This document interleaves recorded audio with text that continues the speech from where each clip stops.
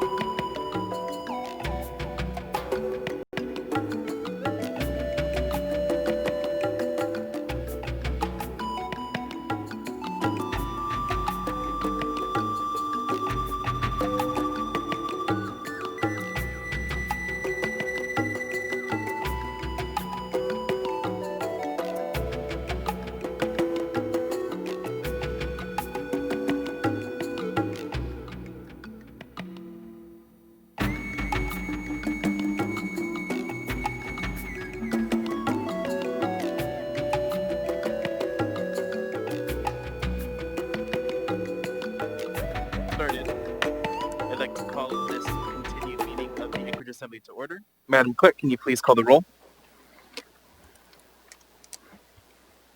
Yes, Mr. Chair. Mr. Peterson. Present.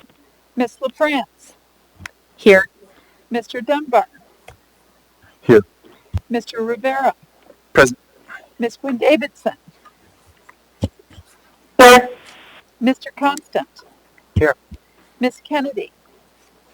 Here. Mr. Perez Verdilla.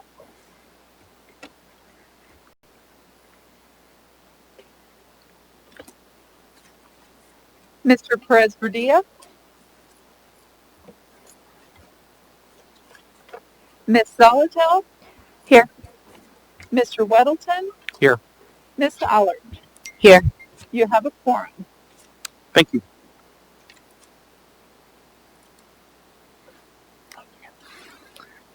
Mr. Weddleton, can you lead us in the pledge? To the flag of the United States of America and to the republic for which it stands, one nation, under God, indivisible, with liberty and justice for all. Thank you. Ms. Quinn Davidson, can you please read the land acknowledgement? Certainly. Thank you, Mr. Chair. A land acknowledgement is a formal statement recognizing the indigenous people of a place. It is a public gesture of appreciation for the past and present indigenous stewardship of the lands that we now occupy. It is an actionable statement that marks our collective movement towards decolonization and equity. The Anchorage Assembly would like to acknowledge that we gather today on the traditional lands of the Dena'ina Athabascans. For thousands of years, the Dena'ina have been and continue to be the stewards of this land. It is with gratefulness and respect that we recognize the contributions, innovations, and contemporary perspectives of the Upper Cook Inlet Dena'ina. Thank you. Before we get into the order of things for today, we'll remind the body about the special meeting that we have planned for this upcoming Monday. The Assembly intends to hold a special meeting on Monday, August 31st at 5 p.m. This meeting is being scheduled as a courtesy to the applicants of municipal marijuana license renewals who are not on the agenda tonight. The Assembly wants to address all applications that are complete and have passed reviews and inspections prior to the August 31st license expiration date.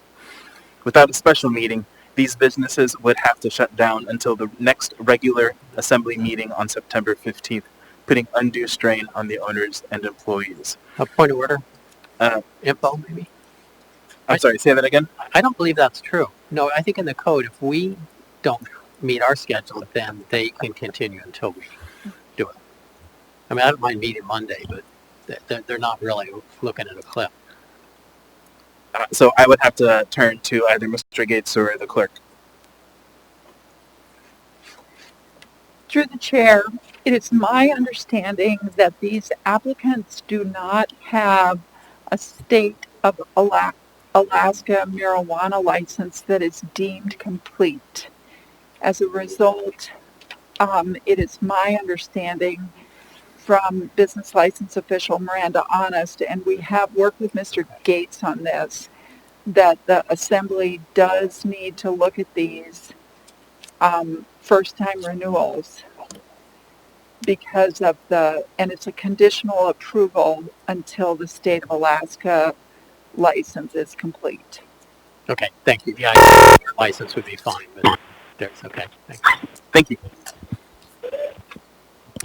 For my part, I do what Mandy tells me. One note for the record that we've been joined by Mr. Perez Verdia.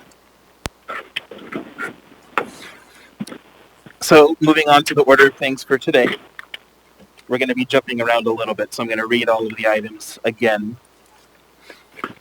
So we're going to finish off our 15s. We're going to do 15D, E, and F. Then we'll jump back to our 13s and finish those off with items 13C, H, I, and J. Then we'll finish off our 14s with items 14B, C, D, E, and F. Then we'll go to final audience participation, assembly comments, and adjourn our meeting. With that, let's get to work. We now have before us item 15D, resolution number AR 2020-301. Resolution of the Anchorage Municipal Assembly regarding the renewal of municipal marijuana retail license number M10975 for Baker Industries LLC DBA Satori, stating the Assembly's conditional protest of the renewal of State of Alaska marijuana license number 10975. Wait, reading. Thank you. A couple of additional things before I open up the public hearing. So these next items on the agenda involve applications for a liquor or marijuana license and or a special land use permit for alcohol or marijuana. The process to review these items is different than the Assembly's legislative role because these are administrative or quasi-judicial hearings and require the Assembly to be impartial, refrain from ex parte communications, except in liquor license applications, and make a decision based on the record before us and testimony today. For testimony on public hearing items, please direct your comments to the Assembly or the Chair, and not to anyone personally. Personal attacks are not appropriate. For public hearing items, your testimony must focus on the topic, not other items or subjects. I will, as Chair, work to maintain decorum at this meeting and ask for your assistance. With that, we'll go ahead and move on to the public hearing on this item. We have one individual signed up for public testimony on this item, Mr. Dustin Darden.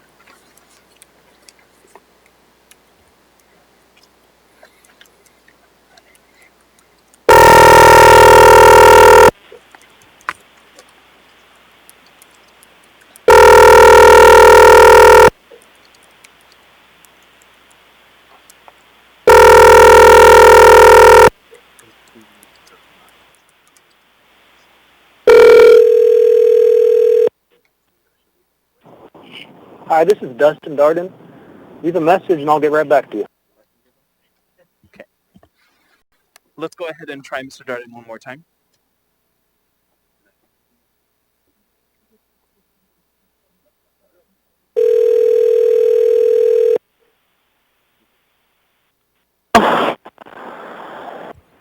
Hi, Mr. Darden, this is Felix Rivera. You're here with the Anchorage Assembly. We are on public testimony for item 15D regarding a municipal marijuana retail license for Baker Industries. You have 3 minutes. Welcome. Okay. Hi. So the thing I want to talk about is the relation to this bill and how it affects the municipality as a whole. What I see is that the municipality is usurping the public process, and you have an empty assembly chamber right now that the constituent base that got you elected, the shareholders of the municipality, which is a corporation, are being disenfranchised, and you're putting hurdles in front of them that are making it impossible for them to speak on behalf of the legislation that you're moving our money into.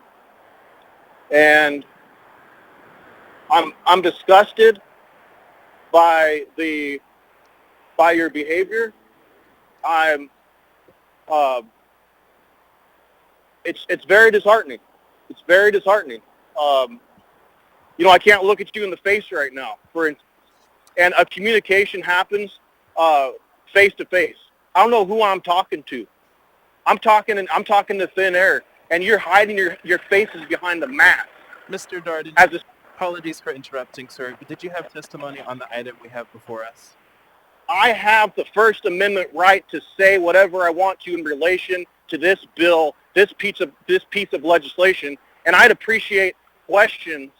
I'd appreciate questions from the sitting assembly to make this take as long as humanly possible, so that you violators of excuse me. So, Mr. Darden, I just want to ask one more time. Is your public testimony related to this item? Yes, it's related to the item, and you need to keep your mouth shut. Apologies, Mr. Darden, but I'm going to have to cut you off. Thank you. With that, there's no other public testimony. Public testimony is closed. What is the will of the body? Move to approve. Second. Moved and seconded. Is there any discussion on this item?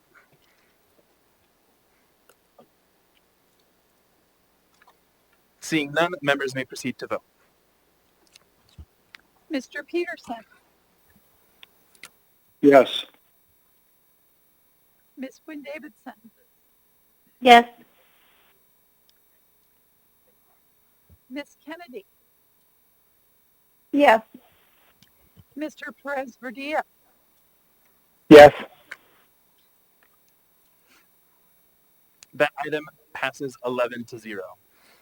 Next, we have item 15E, resolution number AR 2020-299, a resolution of the Anchorage Municipal Assembly setting public hearing for the first-time renewal of and approving the renewal of the municipal marijuana license for retail establishment Alaska Cannabis Exchange, number M12437, stating the Assembly's waive of protest to the renewal of State of Alaska marijuana license number 12437. Waive reading. Thank you. We have one individual on the line to testify. We have Mr. Dustin Darden.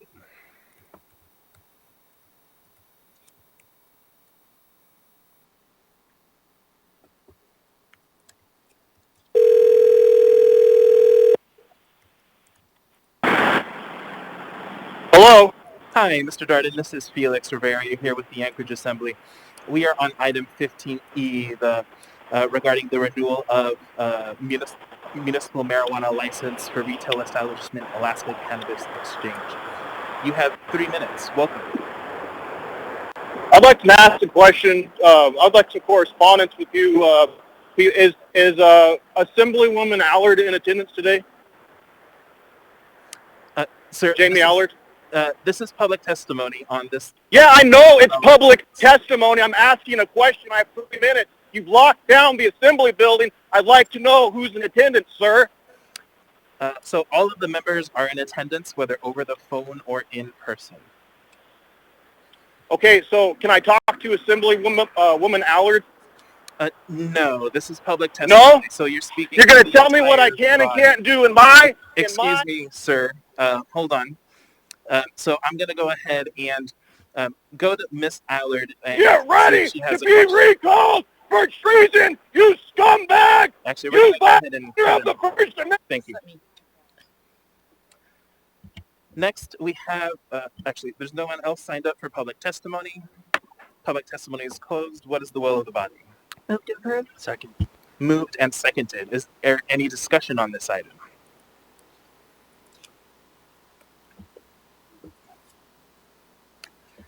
Mr. Chair, I don't believe the mover is right. Oh, Yeah, that's correct. It's not Jana. oh, I'm sorry. Could you, was it Miss? It was me. Thank you. Thank you. Seeing no discussion, members may proceed to vote. Mr. Peterson, Yes. Miss Quinn Davidson, Yes. Miss Kennedy, Yes. Mr. Perez Verdilla, Yes. That item is approved 11-0. Next, we have item 15F, resolution number AR 2020-309. A resolution of the Anchorage Municipal Assembly regarding the first-time renewal of municipal marijuana retail license number M22713, TND Resources, LLC TBA Mile High, Alaska, stating the Assembly's conditional protest of the renewal of State of Alaska marijuana license number 22713. Waive reading. Thank you.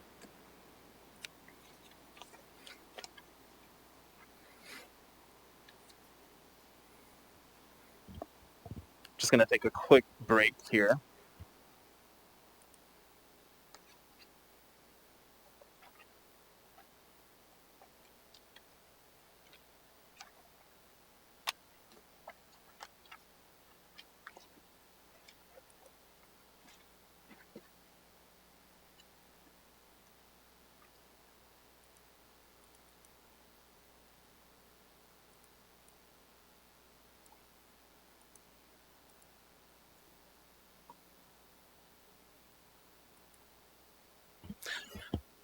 Okay, so we're going to go ahead and move on to the public hearing for this item. We're going to go ahead and give Mr. Darden one more try.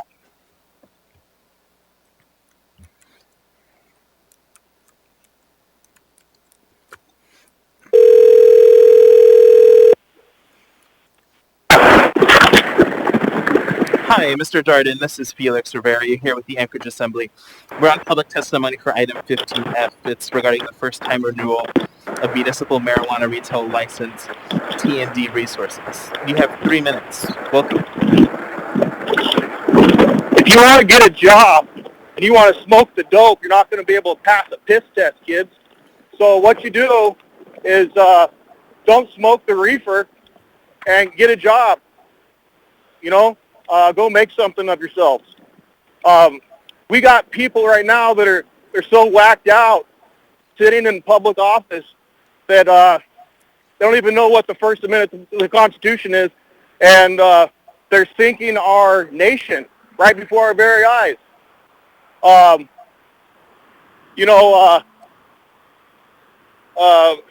Look at all this money, all this taxation, this money. Let's get that money. Let's get that cheddar. Let's get that paper.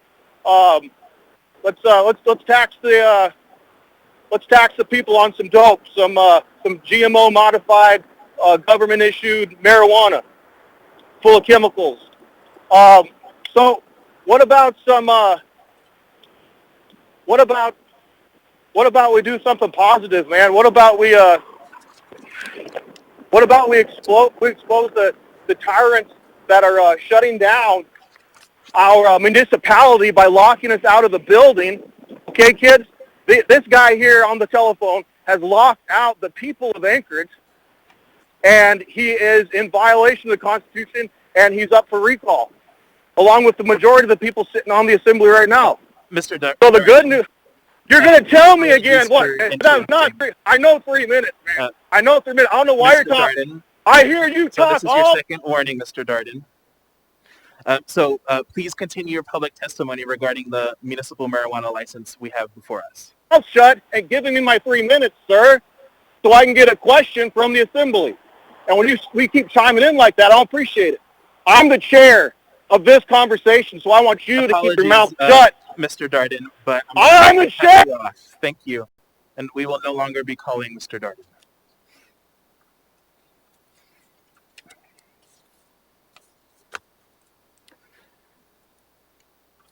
Seeing no further public testimony is closed on that item. What is the will of the body? Move to approve. Second. Moved and seconded. Is there any discussion on this item?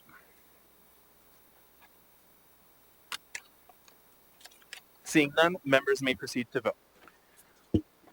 Mr. Peterson. Yes. Ms. Quinn Davidson. Yes. Ms. Kennedy. Yes. Mr. Perez Verdilla. Yes. That item is approved 11-0. Next, we have item 13C, resolution number ER 2020-235, a resolution of the Anchorage Municipal Assembly naming features of the Anchorage Museum at the Rasmuson Center after Patricia B. Public testimony is now open on this item. We're going to go ahead and call Lori and Aaron. Okay.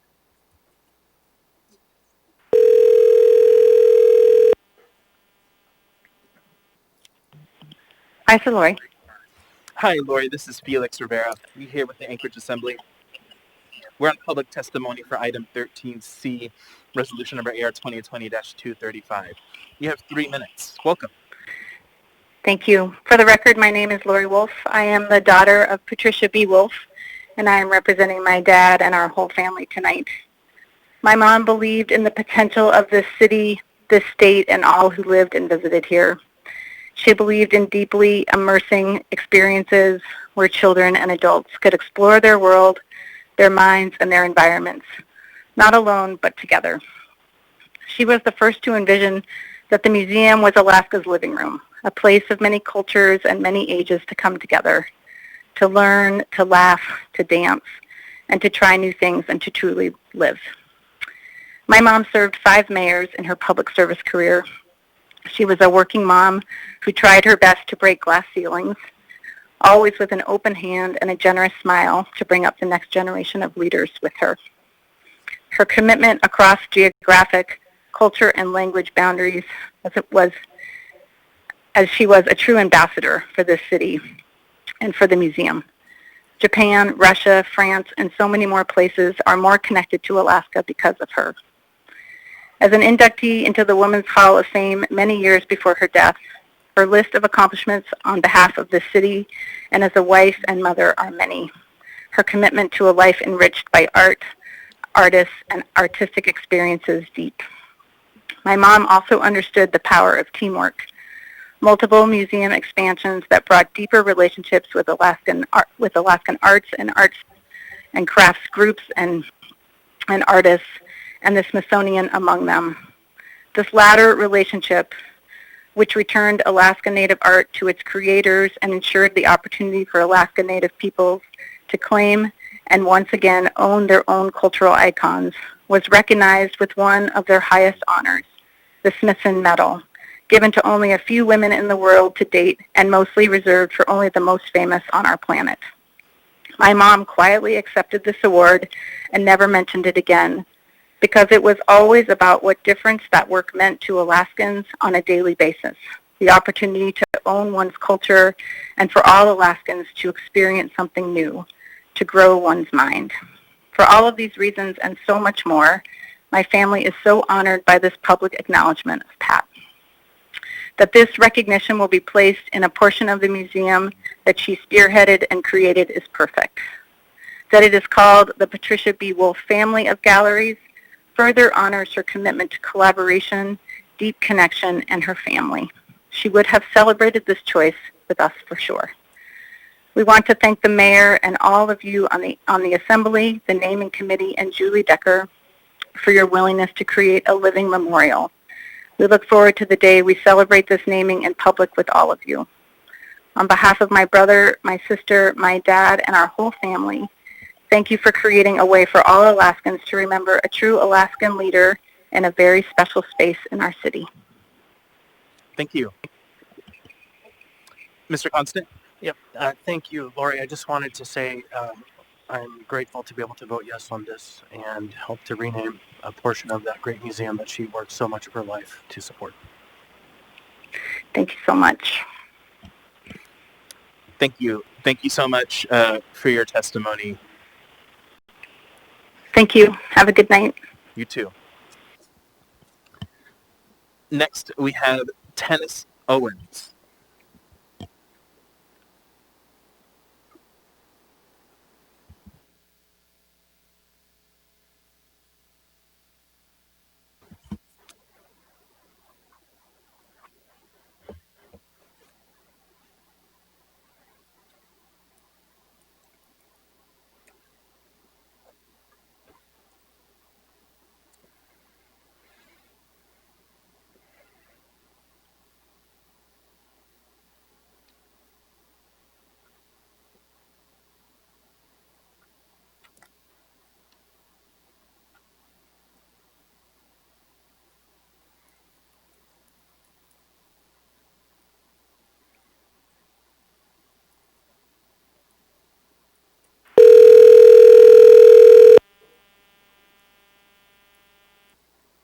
Tennis Owens. Hi, Ms. Owens. This is Felix Rivera. We are on public testimony for item 13C, AR 2020-235. You have 3 minutes. Welcome. Thank you very much. Should I move ahead? Yes, go ahead. Okay. Hi there, everyone. Thank you for your consideration of this very special naming opportunity for Pat Wolf. My name is Denise Owens, and I was the owner of Arctic Limited Gallery for 45 years. I met Pat Wolf in 1967 when she and Aaron came to Alaska. At that point, we shared the commonality of being part of the Elmendorf Air Force family. Beginning in 1974, my path and Pat's converged again in being part of the Anchorage art community. And I needless to say to you, it was an exciting time to be in Alaska, to say the least. Pat began working at the Anchorage Museum as the director of the education department in 1974, putting her degree in museum management to very good use. She was in that position until 1986, when she was offered the position of museum director. Pat took to the position of museum director like a duck in water. She loved her job, and she loved the challenge. She was always enthusiastic and excited about the long-range potential of our museum. The museum became a major focus in Pat's life. As a longtime member of the Museum Foundation Board of Directors, I had the pleasure of observing the effects of Pat's leadership in the museum's expansion from a small local museum grow into the world-class facility it was at her retirement in 2007. Pat diligently worked with the museum more than 30 years, working to fulfill her vision and the vision of the Rasmuson family to grow an exceptional museum that would host thousands of visitors every year to view world-class exhibits. You and me and all of us have been enriched by those early efforts. Pat Wolf is more than fully deserving to have the family galleries named in her honor at the Anchorage Museum. And thank you so much for your time and participation. You've been very busy, but it's a very noteworthy occasion. Thank you for your testimony. With that, there's no one else to testify. Public testimony is closed. What is the will of the body? Move to approve. Second. Moved and seconded. Any discussion on this item?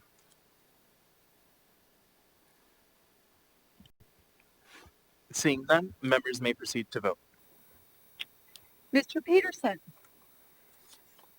Yes. Miss Quinn Davidson, Yes. Miss Kennedy, Yes. Mr. Perez Verdia. Yes. That item is approved 11-0. Next, we have item 13H, ordinance number AO 2020-82, an ordinance of the Anchorage Assembly amending AMC 23.10.104.3.5 to waive the cash bond requirement for certain temporary structures erected in response to the COVID-19 pandemic. We don't have anyone signed up to testify on this item. Public testimony is closed. What is the will of the body? Move to approve. Second.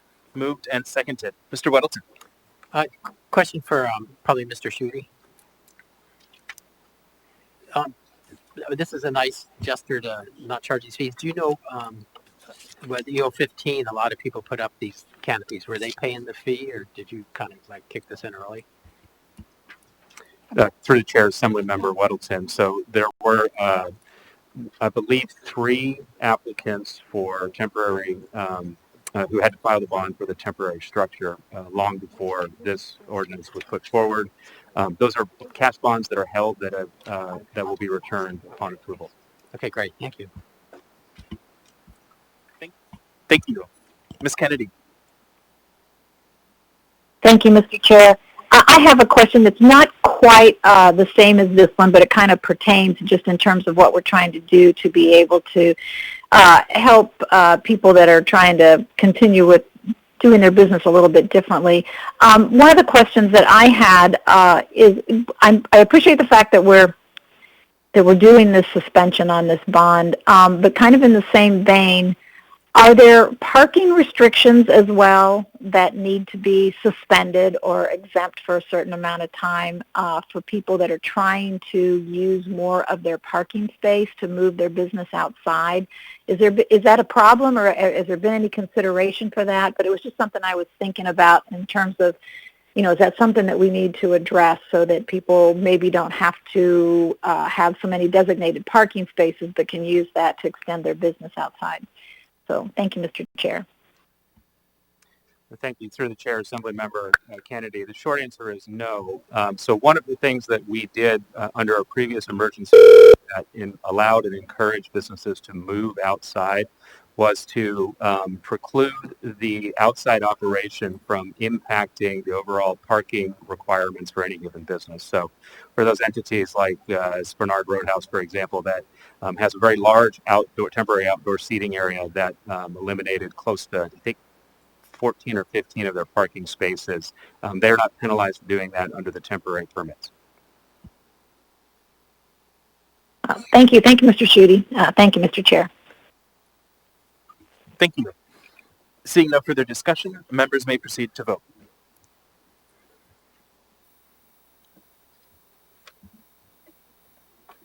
Mr. Peterson, Yes.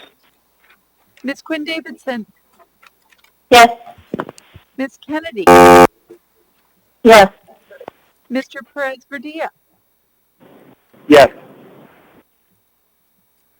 That item is approved 11-0.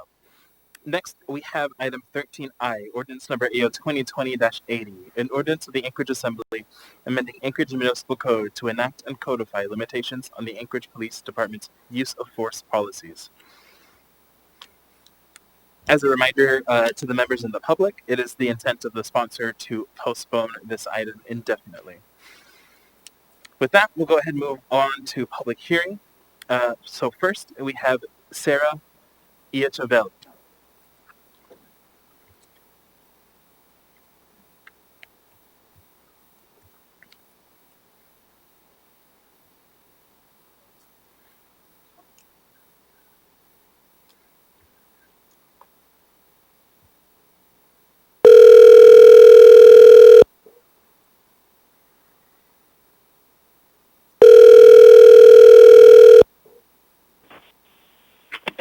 Hello?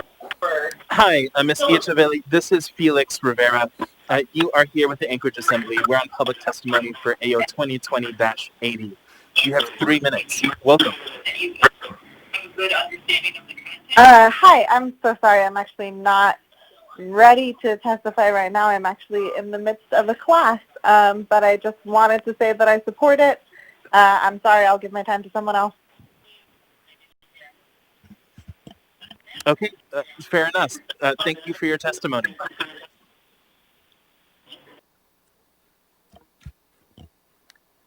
Next, we have Daniel Kim.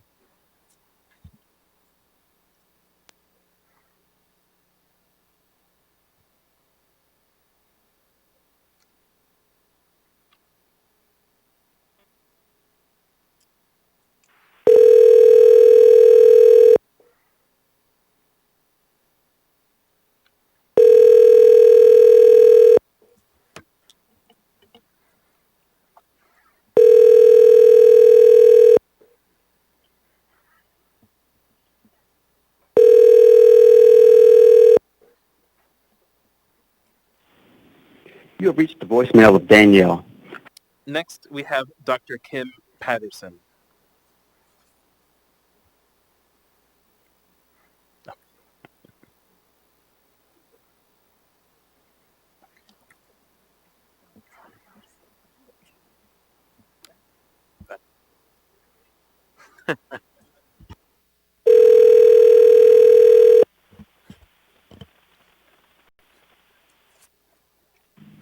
Hello?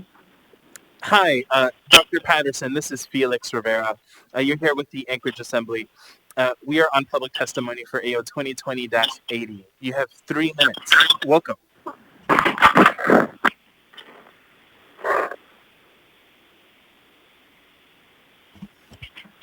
Dr. Patterson? Yes, if you give me just a moment, Okay, no problem. I want to... Okay, I am ready. Members of the Anchorage Assembly, I want to thank you.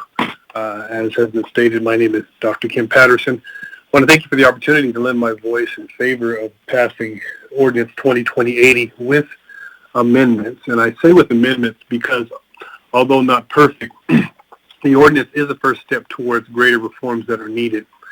The ordinance as written appears a bit arbitrary in that, on one hand, it forbids the use of deadly force only until force is deemed necessary, or until an officer or policy believes it's authorized, necessary, and objectively reasonable.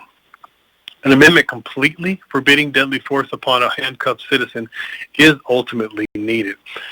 Second, in Section B3 as written, it appears a bit circular. It allows for non-deadly force tactics to be employed. However, some of these very tactics are proven to lead to death. In George Floyd's case, kneeling on his neck wasn't considered deadly until it proved deadly, until the tactic actually killed him. So as written, this ordinance still allows for officers to apply lethal tactics, even upon a handcuffed individual. They just have to be careful not to kill anyone with the tactic used. If we've learned anything from the murder of Mr. Floyd, we've learned that an individual subdued by handcuffs and lying face down in a vulnerable position is no longer a threat to anyone and need not be subdued further. By resolution recently, you honored those that serve in law enforcement, and for those that serve honorably, honor is indeed in order. However, to not pass this ordinance with amendments not only dishonors detained Alaskans at the mercy of an already empowered entity, it creates a greater imbalance of power and loss of life. Finally, I support this ordinance as a safeguard to checks and balances. You know, most Americans and Alaskans are law-abiding, and they want to respect those in uniform. But absolute power, without the absolute power of checks and balances, leads to atrocities, as we've seen in the unarmed shooting of Jacob Blake, shot 7 times in the back by Wisconsin police. Simply said, a system that cannot be corrected will soon be disrespected. And checks and balances assure that government for the people is respected only as the people's rights are protected. So by passing this ordinance, you begin the trek to empowering citizens with a right to live to see a day in court, a right to due process of law, as the 14th Amendment guarantees that no state shall deprive any person of life, liberty, or property without due process of law, nor deny to any person within its jurisdictions the equal protection of the laws. However, if a citizen's air path is obstructed by a bent knee or a chokehold while handcuffed or otherwise, they may never see due process. So the hope of our democracy lies in checks and balances. And I'm really concerned that our nation is heading toward anarchy and civil war if we do not employ these types of reasonable checks to the abuse of power. So for these reasons, I strongly urge the Assembly to pass Ordinance AO 2020. Dr. Patterson, your time is up. Thank you for your testimony. Thank you very much. Next, we have Allison Hurrigan.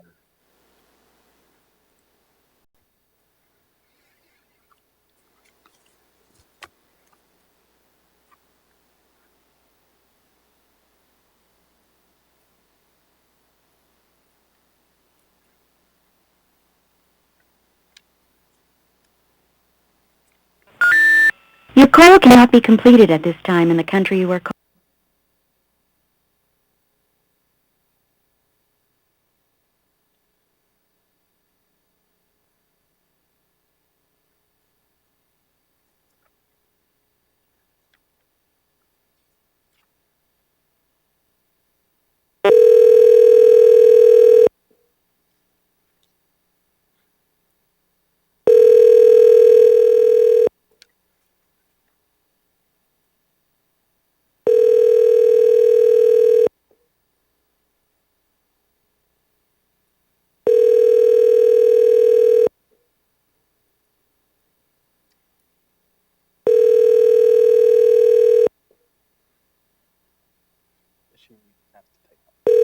Your call has been forwarded to an...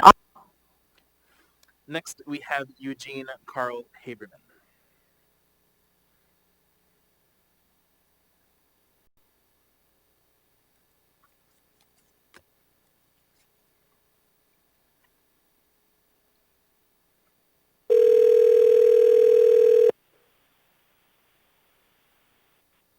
Hello?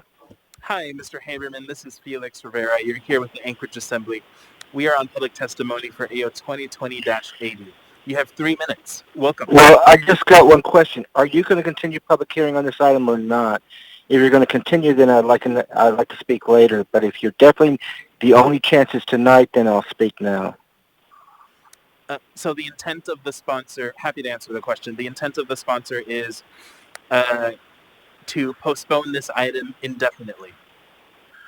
That's what I heard you say it during this meeting, and I heard also an S1 version, I think, last night. So I'm hearing two different things. So, I hope that this, if you're really going to do postpone definitely and kill it, otherwise I would like a chance later on. So this is the dilemma. So if you're going to do that, then I'll speak now. If you're going to continue public hearing, I'd like to speak later. I don't know what else to tell you, Mr. Haberman, other than the intent is to postpone indefinitely. Okay, fine. Then I'll hope that you do what you say. I'll start my timer. Thank you very much. Ready? Thank you. Okay. All right. I'll speak now. My name is Eugene Carl Haberman. I live in the Matsu Valley. I follow the public process. When the public process is done, the appropriate decision made by the governing body is more likely in the public interest. And note, Alaska resident for over 42 years, and 20 of those years a resident in Anchorage. And I'm very close connected to what you do at your meetings. Now on this thing, I did listen to remotely a meeting on the subject. Before you, those teleconferences thing was not a regular assembly meeting, and I heard the words of the police chief of Anchorage and his concerns about this legislation. What concerned me is not his concerns about the legislation, but his failure to have a written report and explanation. And that leaves the public to have to tune into that audio deal to see what the police chief really said and not an excerpt by the press. So we're blinded to the scenarios. What is the position of the police chief in a verbal scenario where the public did not hear? And so we're blinded on a principal party of dealing with Anchorage Police Department, and that's part one. Now, part two is this.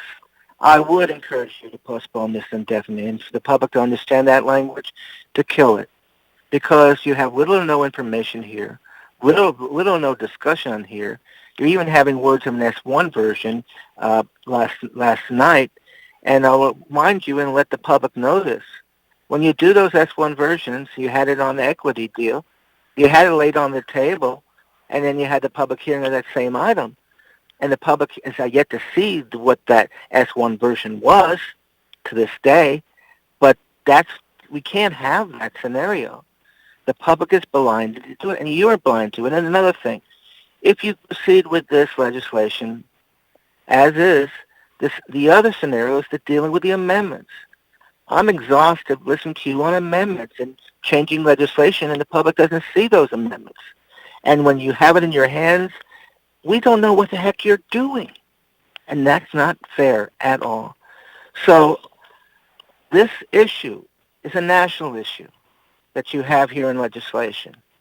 There are many Americans across the country who had protests as a result of the horror situation that has occurred in our country in the past year. And this is not the way to go, and this is not the process to go. And I close this and most important and plead with you. All the legislation behind you that you're dealing with tonight, last night, and in the future, if you do not open those doors up for the public and be more responsible connecting with people and what that information is, you're not going to get the support of the people. They're going to be less comfortable with the decision and less supportive, and you need the support of the people. And my time is up. Thank you very much with all, and I wish you the best. Thank you for your testimony. We're going to go ahead and try Mr. Kemp again.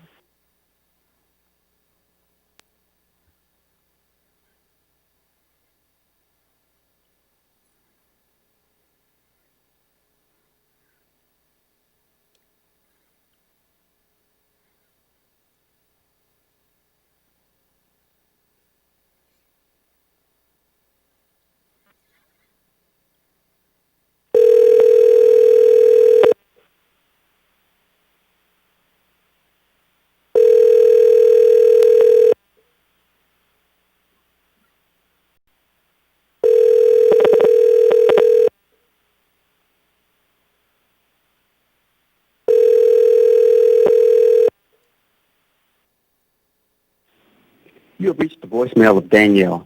Sorry. Last, we will try Miss Hurrigan again.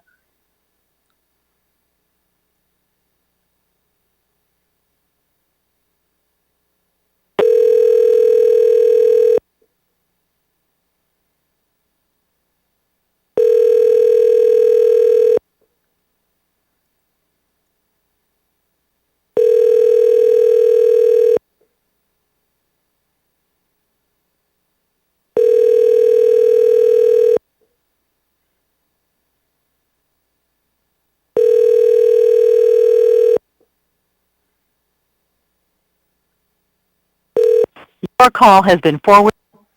With that, public testimony is closed. Ms. Alatel? I move to postpone this item indefinitely. Second. Moved and seconded. May I Mr. speak to that, Mr. Sure, Chair? go ahead. Thank you, Mr. Chair. Tonight's motion to postpone this ordinance indefinitely should in no way take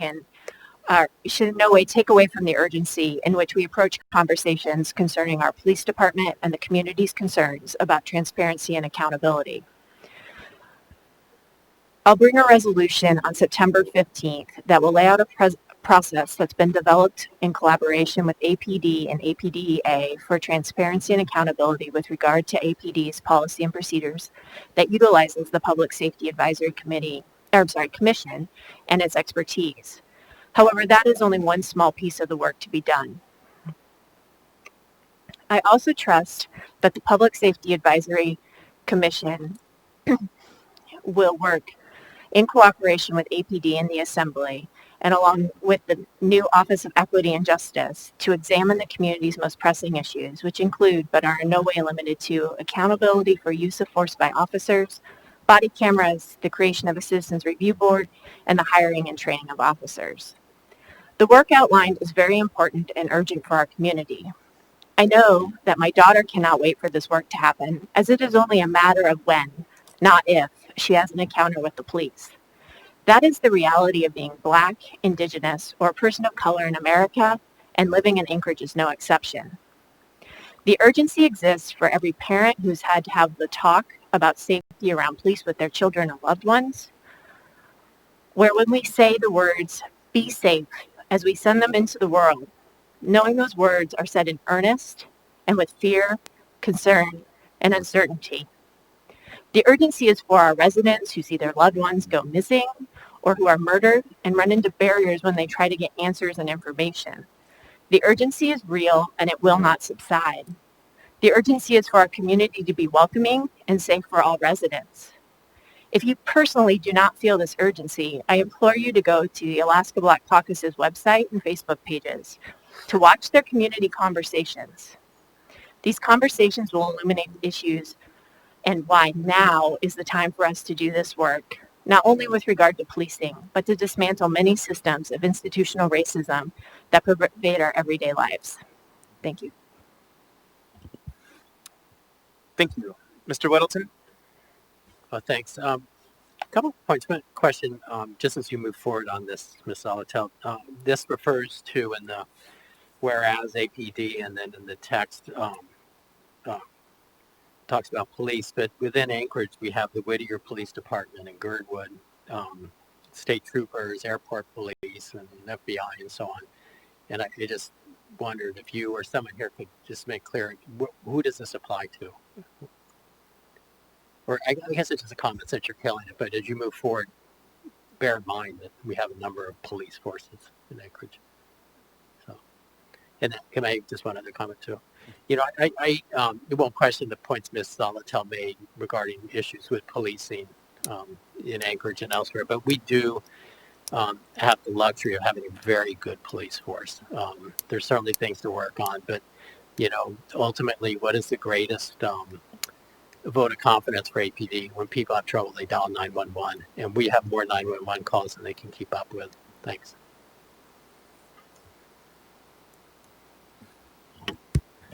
Thank you. Ms. Alley? Thank you. I just wanted to say thank you to Ms. Alatel for postponing this indefinitely. We do, like Mr. Weddleton said, have one of the finest police forces in the state of Alaska.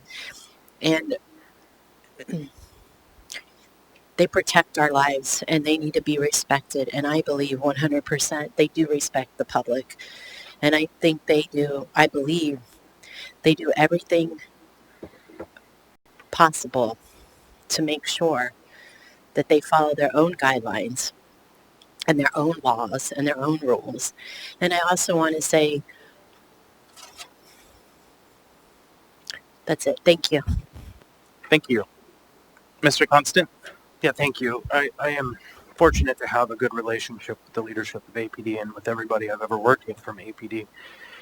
And I would just, out of respect for the whole community, APD, individuals who feel like they aren't represented as well as possible, I've heard the chief say, and I believe this is aspirational, and I've also heard it from the fire department, that every single day it's the police's job to continue to earn the trust of the people. And so while I do offer and own that trust with APD, I also say we have a duty to ensure that that trust continues, and this conversation is good and healthy when we get to it. And I'm hopeful that our appointees to the Public Safety Advisory Commission and the individuals that APD decides to set to the task of liaising with them have a meaningful and thoughtful and deeply engaging conversation so that when we do move forward with whatever comes out of that process, we have kind of a sense of unity that comes through it. So APD, keep earning that trust every day. Thank you. Thank you. Before we vote, I was just notified that there was one individual that we missed for public testimony. So I would like a motion to reopen public testimony. So, second. Moved and seconded. Is there any opposition?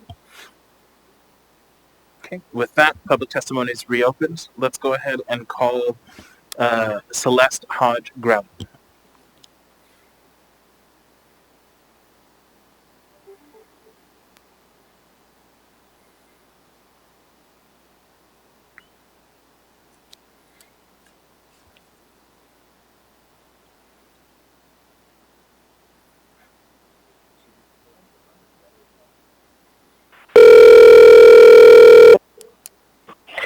Hello? Hi, Ms. Hodgrado, and this is Felix Rivera. We are on public testimony for AO 2020-80. You have 3 minutes. Welcome. All right, great. Thank you. I understand we're going in a different direction, but I do want to get my testimony on the record. To members of the Anchorage Assembly, good evening. My name is Celeste Hodge Groudon, and I am the President and CEO of the Alaska Black Caucus, a nonprofit organization that champions the rights of Black people in the areas of health, economics, education, and justice. On behalf of the Alaska Black Caucus, we continue to maintain our desire to see AO 2020-80 codified in order to obtain full transparency and accountability. Racialized police violence is a recurring issue. Recent social movements have recentered police violence as a subject of public discourse. Yet there has been little progress in reducing the number of people killed by police. It's unfortunate, just a couple days ago, another shooting by police in Wisconsin of a Black man who was shot in the back multiple times. I guess these officers feared for their life. Today, I learned Jacob is now paralyzed. Well, my fear is without further efforts in research and legal reform, this regular occurrence will continue. Thus, material interventions designed to fundamentally shift police practices away from deadly engagements are greatly needed. These interventions, like codifying the use of force ordinance, have the potential to disrupt current policing practices that continue to determine which lives are valued. We therefore believe these policies are important because they are not only used to train police and guide their engagements with the community, but are also used as benchmarks when evaluating whether their use of force is excessive. In conclusion, I cannot share enough the need for body cameras and a citizens review board with subpoena power and independent investigative authority to help address concerns surrounding local law enforcement and members of our diverse communities. The Citizen Review Board could also help support meaningful change, as there still seems to be so much reliance, both within internal police department policies and within the law, on actions that are objectively reasonable or necessary. From the perspective of police officers, we know that unfortunately, what is upheld as reasonable, necessary, and objective judgment is too often based on implicit biases and racist ideas that disproportionately harm Black and indigenous. Hello? Ms. Hutt, apologies for interrupting. Your time is up, but I do have a question for you. Mr. Dunbar? Ms. Hodgson, this is Forrest Dunbar. Could you summarize your conclusion in a few sentences? Well, I was just going to say that disproportionately harm people of color. Thank you. Okay, thank you. Thank you, Mr. Chair. Thank you. All right, so we have 2 more individuals to go through. So first, Mr. Kemp is apparently available, so let's go ahead and try him.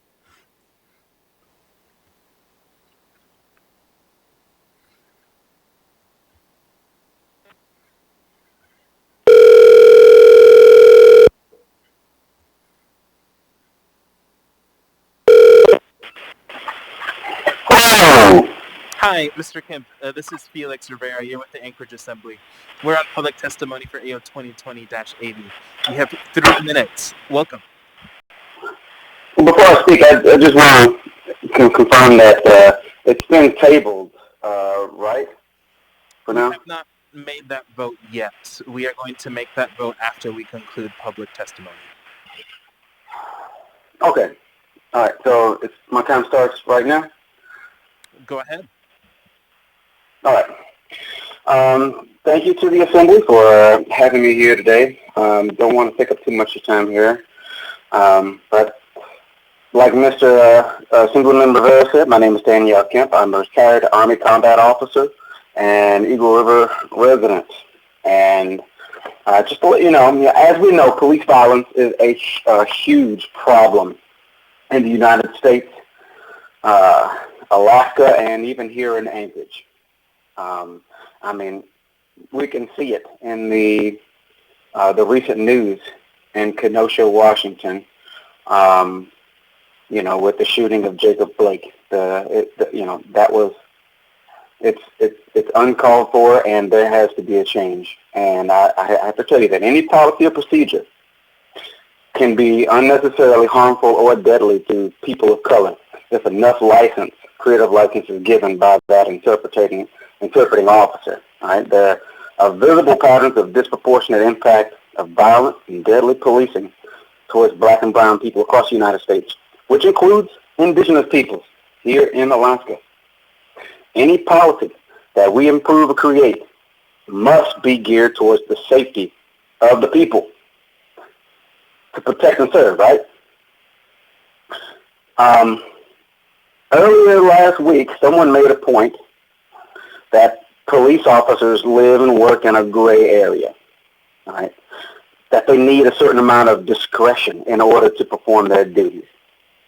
This kind of helps to bring up my next point here, that I believe that all updated policies and procedures need to be enhanced and reinforced with the requirement that all police officers must have professional liability insurance coverage in order to hold a job.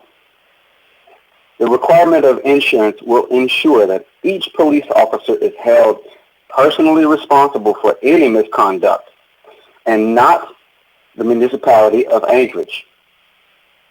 Premiums range from $200 to $400 a year, but we'll work out the premiums later, okay? But I got to tell you that currently the municipality is vulnerable to a liability suit right now. From the information that is publicly available, Anchorage has shelled out roughly $20 million in the last 10 years for police misconduct lawsuits. This is not that much, in the larger scheme of things. But however, we are only one incident of police misconduct, brutality, or wrongful death from having to shell out over $200 to $500 million in a lawsuit. I can only imagine what the people of Kenosha, Washington are going to have to pay once,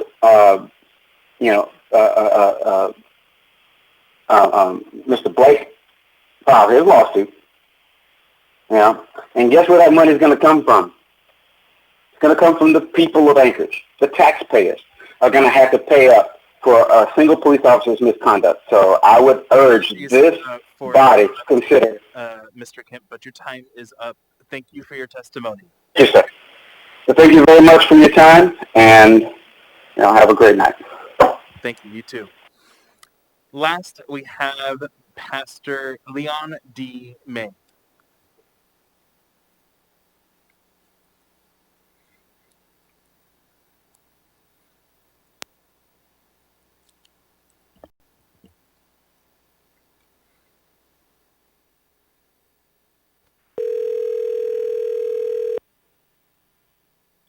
Hello. Hi, Pastor May. This is Felix Rivera. You're here with the Anchorage Assembly. We're on public testimony for AO 2020-80. You have 3 minutes. Welcome.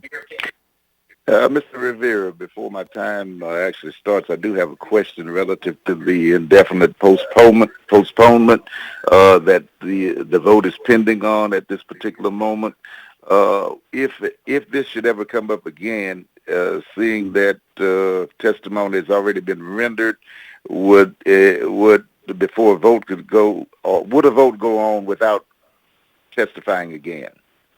No. If there was a new item, there would be a new public hearing.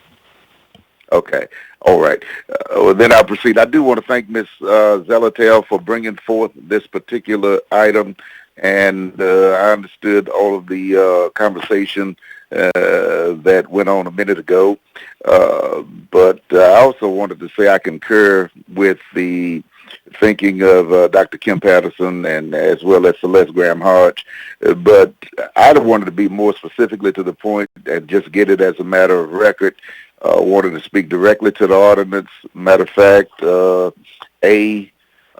points 4, 6, and 7. Under point 4, it says drawing and pointing weapons unless deadly force is authorized by police department policy. And my assumption is that there are times when police department policy affords deadly force. So with that being the case, I would suggest for an amendment, if and when that would ever come up again, drawing and pointing weapons unnecessarily as a means of intimidation when deadly force is unnecessary would be a better frame of that. And then under item 6, again it says unless deadly force is authorized. That's kind of ambiguous because it doesn't state by police department policy, or is it by a supervisor, or what goes there. And so I wanted to bring that point of clarity. And then under number 7, it says sitting, kneeling, or standing on the chest or back of a person in a manner that compresses the diaphragm for longer than reasonably necessary to restrain the person. And I think that word reasonably gives too much leeway. It's open-ended, and sitting, kneeling, standing on the chest or back of a person in a manner that compresses the diaphragm for longer than necessary to restrain the person probably would be okay with. Just take the reasonable out. And then I would probably fight for a number 8 there and take standing out of number 7 and have a number 8 there, and saying standing on the chest or back or any body part would be completely out of order. And the reason I say that is when you're talking about standing, you can look at the visuals of it with so much going on in our society now. That's quite indignifying, inhumane, and it also is inciting. And so I would want to take standing on anybody under any circumstance out of the equation. And so those are just some offerings that I render forth to you guys. And but overall, I support this ordinance and appreciate the time. Thank you for your testimony. With that, public testimony is closed. We're now back on the motion to postpone indefinitely. Any further discussion? Seeing none, members may proceed to vote. Mr. Peterson?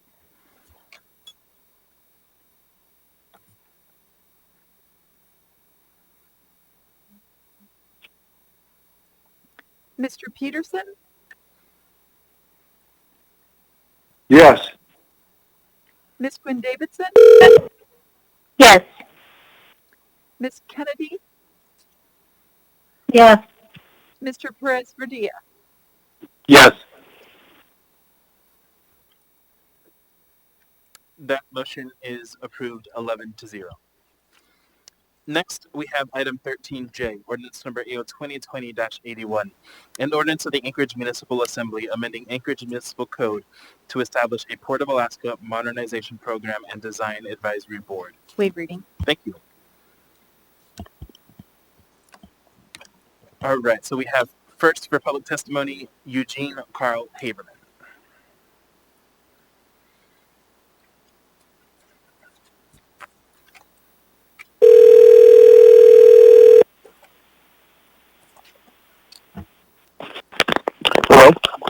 Hi, Mr. Haberman. This is Felix Rivera. You're here with the Anchorage Assembly. We're on public testimony for AO 2020-81. You have 3 minutes. Welcome. And this is on the port, correct? The Correct. Port of Alaska, correct? Okay, I'll start my timer. My name is Eugene Carl Haberman. I follow the public process. When the public process is done appropriately, a decision made by the governing body is more likely the public interest. What this ordinance is calling for is, quote, a Port of Alaska Modernization Program and Design Advisory Board. I strongly oppose this scenario. The Anchorage already has a Port Commission. Why do you need another entity in there? The Port Commission, a makeup of that Port Commission, you have many of the players that you're talking about are in the Port Commission. You're duplicating a scenario that you don't need to do. Also, I'd like to concern this scenario is, as you know, I attend a lot of meetings, and particularly I attend the Port Commission meetings. You know, we call it the Port of Alaska here. It's not Port of Anchorage anymore. And what I frequently see when reports are coming out is this word stakeholders. Stakeholders means certain people are included and others are not. We're talking about public meetings. That means public. And I'm concerned that the entity of this, we could go in this direction, is going to ensure more of a less of a connection with the people and having a public meeting. Because I don't see anything in the language that you're going to go and have them comply with the open meetings law and a reasonable opportunity for the public to be heard. I've had a hard time with the Port Commission complying with that and putting out the records and having a fair chance. And I'm talking about a number of years it's been going on. Now with COVID, we're distant, and so we cannot physically be there when I say we, the public. But again, and you're selecting certain people in this makeup, and with all due respect, I mean, this is more of an exclusive club, and others are put away and say, I'm sorry, you're not going to be meant part of this club. We're talking about a major project, the port.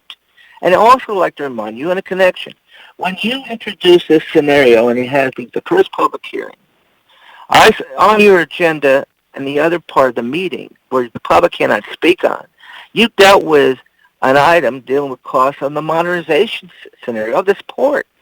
So what I'm also concerned is the habit you have in the makeup is you're going to promise a public hearing, you're going to promise the public going to be able to connect on the port, because a lot of stuff you do now, including on the port, you put in the first part of the meeting, and the public can have no connection and speak on those documents. And remind you, it's not introduction those documents occur, and later on people could speak. It's you decided it, and it's a done deal. End of story. So again, like I said in the beginning, you do not create another entity. Stay with the Port Commission and show more openness and transparency dealing with the port, particularly the huge amount of cost that's going to take to remodernization to deal with improving the port. Thank you. My time is up. Thank you for your testimony. Next, we have Captain Bob Pulowski.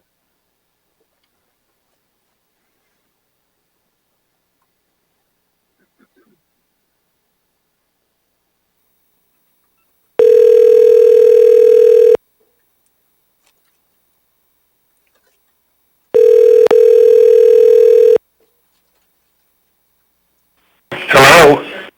Hi, Captain Pulowski. This is Felix Rivera. You're here with the Anchorage Assembly. We're on public testimony for AO 2020-81. You have 3 minutes. Welcome. Okay, thank you very much, Mr. Chairman Rivera. And thank you for the opportunity to comment. I'm Captain Bob Pulowski, Vice Chair of the Port Commission. Excuse me for a second.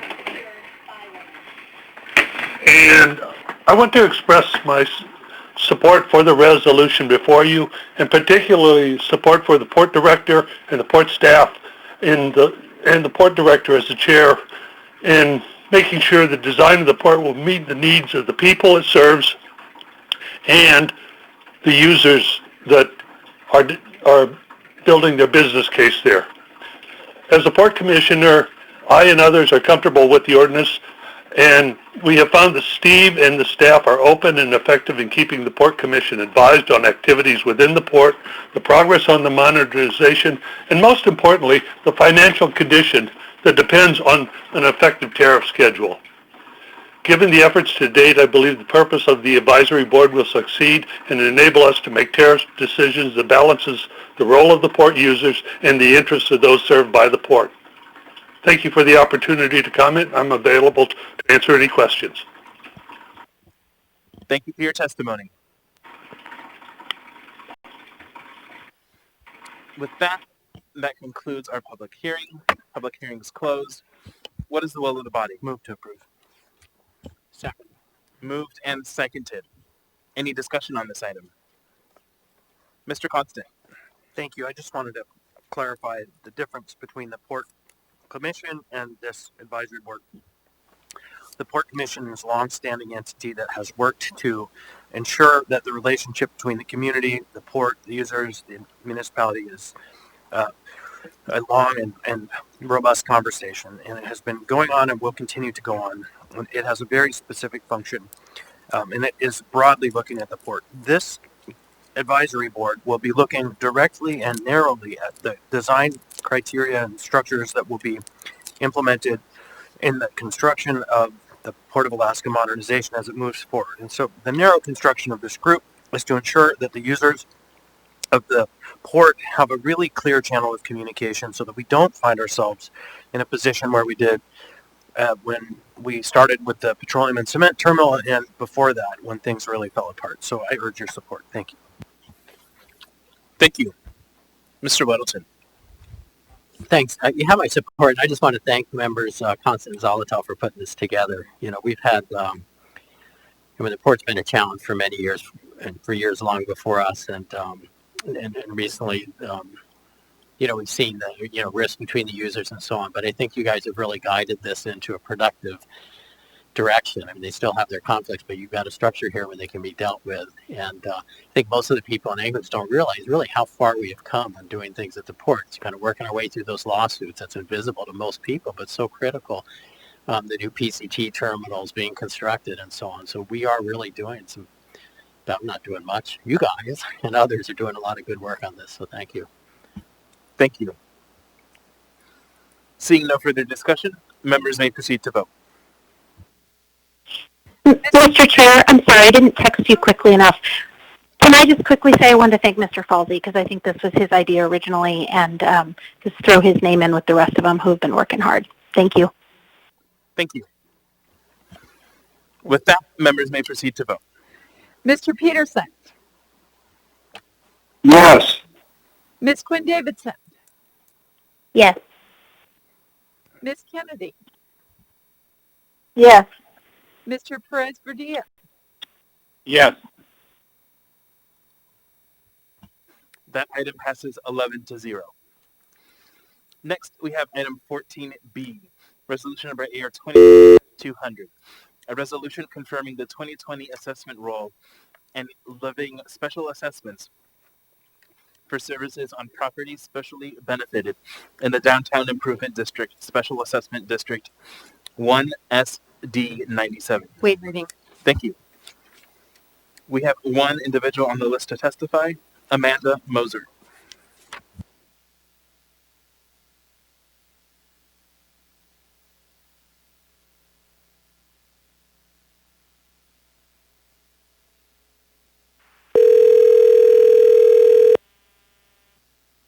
This is Amanda. Hi, Ms. Moser. This is Felix Rivera. We're on public testimony for item AR 2020-200. You have 3 minutes. Welcome. Thank you, and thank you to the Anchorage Assembly for your dedication and service to our community. I'm here to testify in support of AR 2020-200.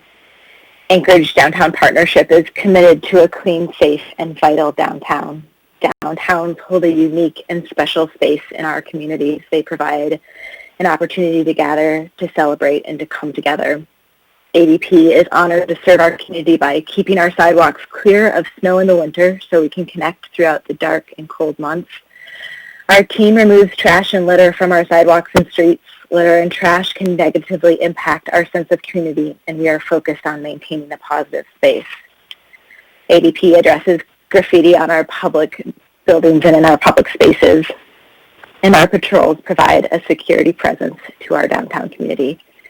During Hunker Down, ADP was identified as critical infrastructure by both the mayor's office and by Commissioner Crum. Our team continued to patrol the streets, providing critical services in a very empty downtown as our office buildings, public spaces, and retail stores were desolate and empty as we worked to flatten the curve in the early days of the pandemic. ADP worked to set up a series of economic supports for our small businesses in the downtown area. We had downtown dining to go bingo, encouraging Anchorage to come out and support our downtown restaurants while we were hunkered down. We also worked on a gift card stimulus program, which provides a cash infusion to these businesses, and open streets, which were 3 road closures connecting our community. We really recognized early that the economic recovery would happen in the public space, and we advocated for AB 15 with the ABC Board allowing temporary expansions of licensed premises all across the state of Alaska. Additionally, we've featured parklets, allowing businesses to reimagine their public spaces and their parking spots. We worked with the Anchorage Community Land Trust on Love Anchorage, a curated gift box that supported our local stores in downtown Mountain View, Fairview, and Spenard neighborhoods. In Town Square Park, we created physical distancing circles in order to bring folks together for yoga, Zumba, hip-hop, bar, and salsa this summer. And we've been reimagining our events and working on the fall events with Trick or Treat Street, holiday tree lighting, and Live After 5. We recognize that human beings are meant for connection and isolation is damaging, and we continue to look for creative, innovative, and out-of-the-box ways to foster those opportunities for community connection. We believe in downtown, and we remain committed to a clean, safe, and vital downtown. Thank you for your support. Thank you. I have a question for you. Mr. Constant? Actually, not a question. Thank you, Amanda. I just wanted to thank you for your tireless sung and unsung support for ensuring that the downtown continues through these very challenging times. Thank you. Thank you. Thank you for your testimony. Thank you.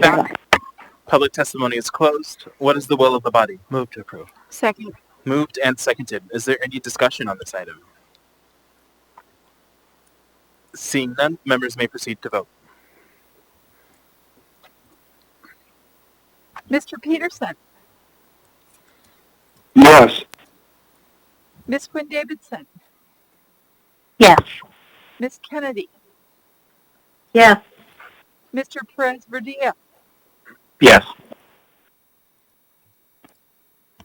That item is approved 11-0. Next, we have item 14C. Before we do that, Ms. France? Thank you, Mr. Chair. I would like to declare a conflict. Go ahead. 1 second. My employer is AT&T, and while my employer is not involved in this particular AO, telecommunications companies do have contractual relationships with each other, and so I would request to be excused. Thank you. I'll read the questions. Is the financial or private interest a substantial part of the matter under consideration? Yes. Does the financial or private interest vary directly and substantially with the outcome of the official action? Yes. Is the financial or private interest significant monetarily? Yes. Is the financial or private interest a type which is generally possessed by the public or a large class of persons to which the elected official or household member belongs? Pardon me, but I always have a difficulty with this question, and I'm not sure. That's a sufficient answer. It is my ruling that you do have a conflict. Thank you, Mr. Chair. Thank you.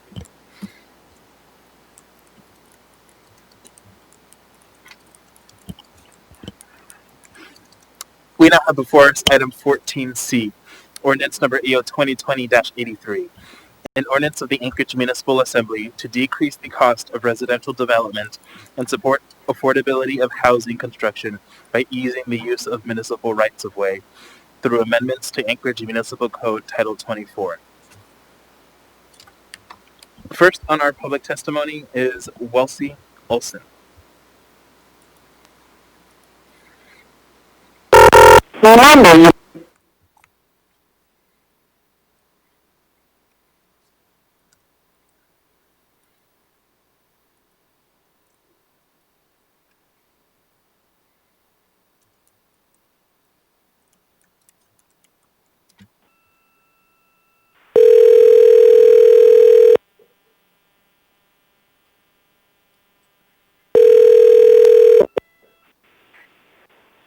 Hello?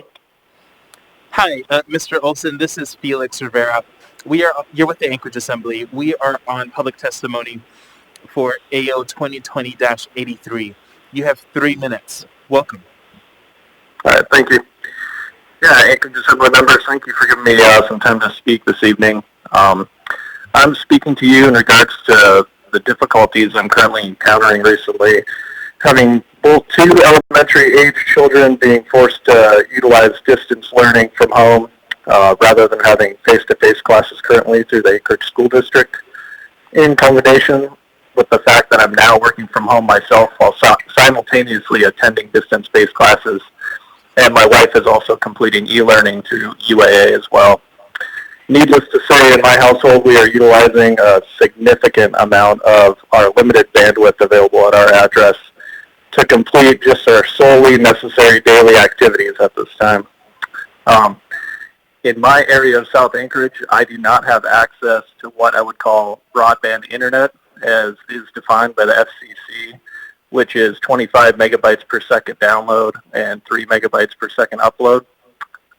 I would personally like to see some of the CARES Act funding be utilized to provide broadband internet access to areas such as mine. And I would also like to see this ordinance be approved to ease the municipal right-of-way restrictions and decrease costs for installation of new development. Just one piece of note would be that the state of Delaware, for example, has recently dedicated $20 million of their CARES Act funding to expand internet access due to these similar difficulties that they're encountering in their rural areas. And I'm not aware of a similar effort being undertaken in Anchorage or Alaska. I live in the South Anchorage area, which is highly underserviced by local internet service providers, particularly in my neighborhood of Paradise Valley. I would deem broadband internet access as an essential service prior to this pandemic we're encountering, but due to the forced school and work closures in Anchorage and in the municipality, it is more essential than ever before. Broadband internet is as essential as any other public utility such as water and electricity in this current day and age. I would like to see CARES Act funding be distributed to GCI or other local ISPs willing to build out their infrastructure in my neighborhood, which would provide adequate internet connectivity for myself, my family, and people in my adjacent area. This basically sums up what I wanted to discuss this evening, but I want to thank you for your consideration, and thank you to my representative, Mr. John Weddleton, for regarding his attention to this matter. Thank you. Thank you for your testimony. Next, we have Brian Harton.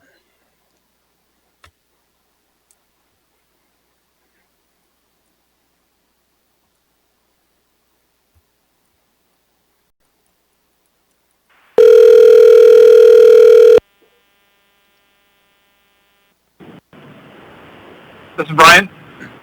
Hi, Mr. Harton. This is Felix Rivera. You're here with the Anchorage Assembly.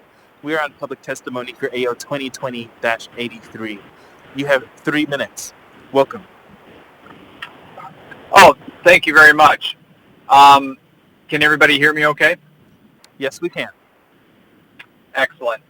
Yeah, I just wanted to point out speak on the portion of the ordinance, the proposed ordinance that deals with work within the right-of-way, and just to explain to the Assembly what it is that myself as a contractor, engineer, design professional, and some of the other trade organizations like the Anchorage Home Builders Association have in mind with regards to that. For years, essentially, we're talking about a small section of work within the right-of-way that is, it's kind of a, for lack of a better term, a no man's land between the edge of the street and where private property starts. So the right-of-ways are typically 60 feet wide, a street's anywhere from 24 to 30 feet wide. So that leaves an area that the city still owns but hasn't developed between the building lot and the edge of the street. And so when these subdivisions are developed, everybody expects that each individual building lot will get a home placed on it. And every home needs a driveway. And for years, as long as we weren't modifying the road by cutting into the asphalt or removing curb and gutter to replace it with new curb and gutter, or installing a culvert within a ditch, as long as we weren't doing any of those things, as long as we were just coming in behind what was existing and paving into the lot, we didn't have to get a right-of-way permit. And it was just considered incidental to the subdivision construction, to the building construction. now we are, it may have already been required, but now it's being enforced that any work within that right-of-way, paving, landscaping, et cetera, is going to be required to have a right-of-way permit. And I guess my contention is that it was okay to do it in the past. It should still continue to be okay, provided we're not disturbing the road. One of the main contentions I have is that a permit requires any work to have a 48-hour notification. And so the excavating contractor is typically the only one bonded to work within the right-of-way. Almost none of the builders that I work for or know have a right-of-way bond. And so the excavation contractor is going to have to give a 48 hours notice as the permit holder for his own work, for the paving contractor's work, for the landscaper's work, oftentimes now even material deliveries. And so there's an awful lot of opportunity for conflicts or missed notifications, and then the penalty for not giving adequate notifications, a stop work order. And then that affects a multitude of trades well beyond just the excavation. And for interrupting, sir, but your time is up. I do have a question for you, though. Mr. Weddleton. Mr. Harton, thanks for being here tonight. So some of the things, so in this case, it would only kind of exempt you from a permit if it's if the work is incidental to an open building or land use permit. So is it kind of you're building a house and you're also putting in the driveway somewhat concurrently? Are there municipal inspectors there coming and going all the time? So if you did do something wrong that would violate your stormwater permit and dirt on the road and these kinds of issues, would there be municipal inspectors able to see that? Oh, 100%, John, through the chair. When we submit a building permit application, we have what's also known as a plot plan that shows the location of the house on the lot, shows the driveway location, shows the width of the driveway, the slope of the driveway slope. The plot plan and the building plans with the permit application are routed to nearly every municipal department down at Building Safety. Traffic and right-of-way, zoning, they all have an opportunity to see this, and they know that it's coming forward. So there's plenty of opportunities, and there's also, the development services, building safety inspectors also look out for right-of-way inspectors and stormwater violations. So if they see something, they'll contact the either stormwater or right-of-way and say, hey, we got a violation here. Right-of-way inspectors typically, as a rule, their everyday jobs on their routes, they're always going through these subdivisions to make sure they don't spot other violations. So as long as there's a building permit been issued, it's on the municipality's radar, and there's leverage for the municipality to ensure enforcement through stop work order penalties or other things. So there's plenty of oversight from the municipality. The right-of-way permit's just one extra burden, and it wasn't previously required before. And as I mentioned, it's kind of a can of worms with regards to 48-hour notices and coordinating with other contractors and being responsible, frankly, for other contractors. If the paving contractor does something in the right-of-way and they don't happen to be bonded, or the landscaper does something in the right-of-way and they'll come after my bond as the excavation contractor, which is somewhat unfair. Go ahead, Mr. Weddleton. All right. So another question, Mr. Hart. So in this, we refer to a road prism, and you had kind of said that space between the back of the sidewalk or curb up to the property line is like a no man's land. But if I understand, the road prism kind of under the ground where we don't see, there's like gravel foundation for the road or something like that. Can you kind of describe that, and how is that road prism impacted when you put in a driveway? Right. Thanks, John. That's a great question. So basically, I'll try to describe it in layman's terms. When you come through on some raw land and say you have the native soils that are there, the trees and the stumps and the organics, they're all removed. You get down to proper competent native soils. And then the deep utilities typically go in, water, sewer, and storm drain. And then when they're brought back up to grade, that's when road construction starts. And that construction is of the road prism. And what we're talking about is the gravel foundation, the gravel pad that the asphalt everybody drives on is based upon. So, and typically it's a prism because it's wider at the bottom, narrower at the top. Gravel and structural materials have an angular repose, typically at a 1 horizontal to 1 vertical angle. And so if you have a dump truck or a fire truck or any heavy load right on the edge of the road, it's transmitting force down at an angle. And so that's why the road prism, the road base, needs to be wider at the bottom. And so typically then the curb is within a foot or so of the top edge of the top of that prism, and the asphalt in between the two curbs. And so when we come in to construct a driveway, we'll typically excavate the materials down behind the curb to the road prism, uncover the road prism for a couple of feet, and then bring in our structural fill to support the driveway on top of it. So we're not disturbing the curb, we're not undermining the curb, we're not excavating into the gravel base. We're simply scraping material away so that we can put some gravel in. And that's why when we say we're not disturbing the road prism, we're not breaking into that envelope that is a city street. Just a little more clarification, if I could. So if there were no sidewalk and it were just a curb, the gravel base would be at least a foot deep by the time, if the curb's a foot, maybe it's 2 feet, then the prism would be 2 feet below the edge of where you would do the driveway. How deep is the gravel on a driveway usually, from the curb to the house? Right. So it depends on the soils in the area, but typically, so I'll go as deep as I need to remove the organics to get down to structural type material, and typically, even if I do hit structural material, I try to bring in at least 18 inches or so of gravel, and we call that type 2 NFS, non-frost susceptible.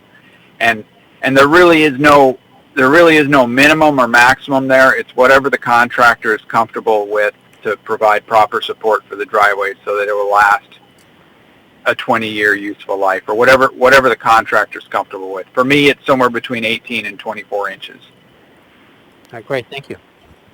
Thank you. Ms. Zolotel? Thank you, Mr. Chair. Thanks for the testimony and answering Mr. Weddleton's questions. It raises a question for me, which is the exception provided in this ordinance would be, excuse me, if the work does not require excavation within the road prism. But would we be able to achieve this? I guess I hear you're still doing things within the road prism based on how you answered Mr. Waddleton's questions. Is it possible for you to not disturb the road prism at all when you're doing this work? That's what I meant. When I say I'm removing material, it's what's on top of the road prism. We expose it. We don't dig into it. Thank you. So, yep. Thank you. Thank you for your testimony. All right. Thank you, guys. With that, public testimony is closed. What is the will of the body? Move to approve. Second. Moved and seconded. Any discussion on this item? Mr. Weddleton. Thanks. I guess I was a little surprised.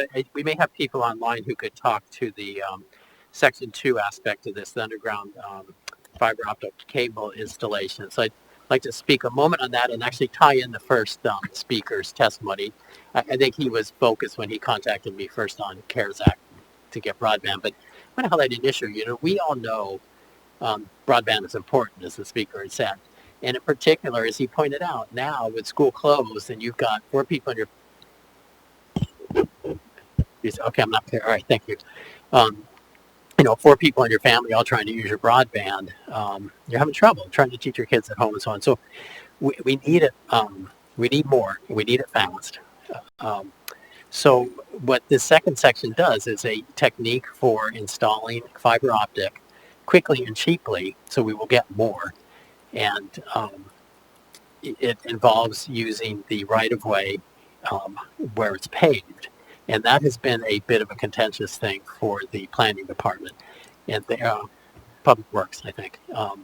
They're not happy with the condition of the road afterwards. And we had a meeting at the Community Economic Development Committee and reviewed this, and they pointed out some issues. And they showed us some pictures of some, roads and after some work was done. And I think those were emailed. They weren't handed out. And it was interesting because I thought, well, okay, it's not perfect. Their new patch doesn't exactly match up with the asphalt that was there before and so on.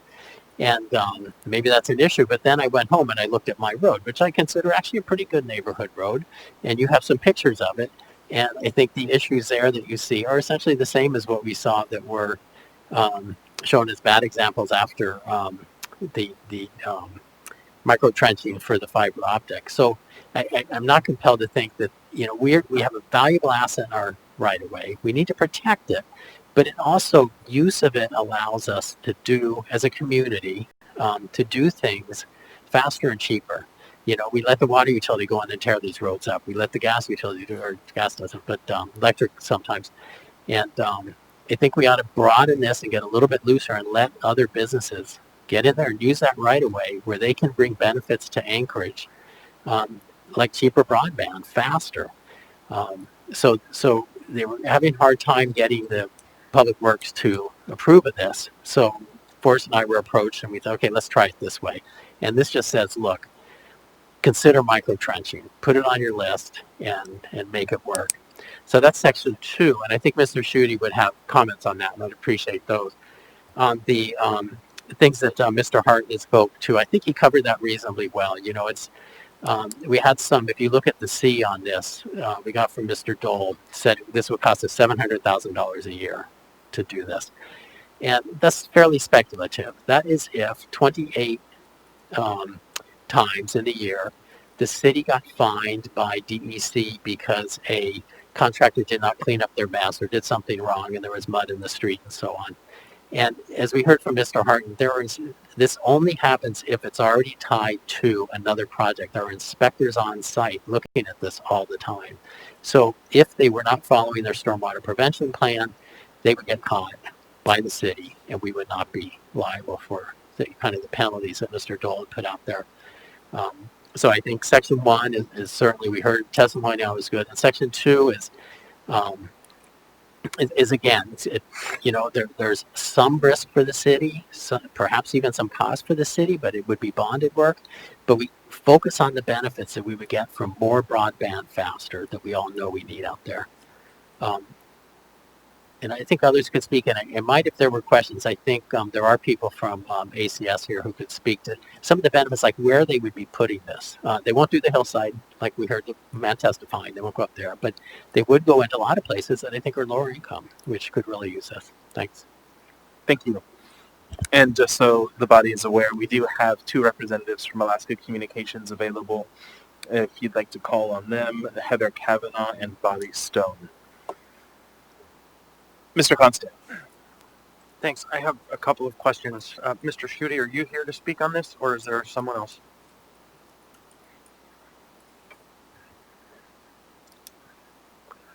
So I was able to see the photographs, and then I think it was Bob Dole who sent out further photographs that raised some concerns about the way these installations happen. And so the first question really is, what's the administration's position? The second question is on Part B of Section 2. It states that microtrenching in the roadway is the preferred method for underground installation of fiber optic cable. And I'm wanting to hear specifically about that. Is it, in your opinion, the preferred way? Should we make it that way? Or maybe step back from that to is an acceptable method or is a method? So first the general picture and then the specific picture to that. Thank you. Through the chair, Assemblymember Constant. So you're actually joined by an army of municipal employees that are in the ether and available on the phone, many of whom will be called on to speak to the technical engineering aspects of both of these. This one ordinance that contains 2 separate different initiatives. I will start first and then hand the mic over, if that's okay with you, and speak broadly about the ordinance. And I think the administration's position that you heard at the work session and have seen in subsequent follow-up messages is that from the building safeties department's position and the PM&E's position, both of these ideas unfortunately do require much more work, and that as presented today are not acceptable to the departments.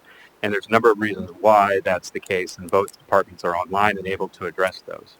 Beginning first, though, with the micro-trenching, I liked the way you phrased that question, and that the question is that really the preferred way to install fiber cables or other items in the rights-of-way? And I think the short answer is it could be, and it was a method that was brought to us by a particular telecom provider here, but certainly it could be an option for future telecom providers or other utilities, and presents a lower cost way of installing a certain type of utility in the roadway, which is great, and you heard testimony to that point. I think there are a number of legitimate concerns about the unique nature of Alaska and Alaska roadways that do present some challenges to it that can be overcome through engineering and not through legislation. For that point, for further on that point, I'd like to turn it over, if I may, to the director of PM&E, the municipal engineer who's on the phone. Please. Thank you, Chris. Through the chair, to the members of the Assembly, Kent Kohlhase, Director of Project Management and Engineering, and the municipal engineer for Anchorage. I agree with the statements Chris made, and I'm certainly able to answer any questions, and I could also I can speak more in detail with respect to our concerns and with respect to the conversations we have had to date and the actions we have underway currently with Alaska Communication Systems. Would that be helpful, or are there questions for me? Do you have any specific questions? I think my real questions have yet to be answered. And the first question is, can you please give us a detailed enough overview of this so that we can understand on the record the perspective of the administration? We heard some concern, but not a thorough vetting. And then my specific question is on that word preferred. The word preferred causes me some trouble. Maybe allowable. Maybe there's some other word that allows it to be used but doesn't set it as the gold standard, right? So that's kind of the area my mind is trying to understand.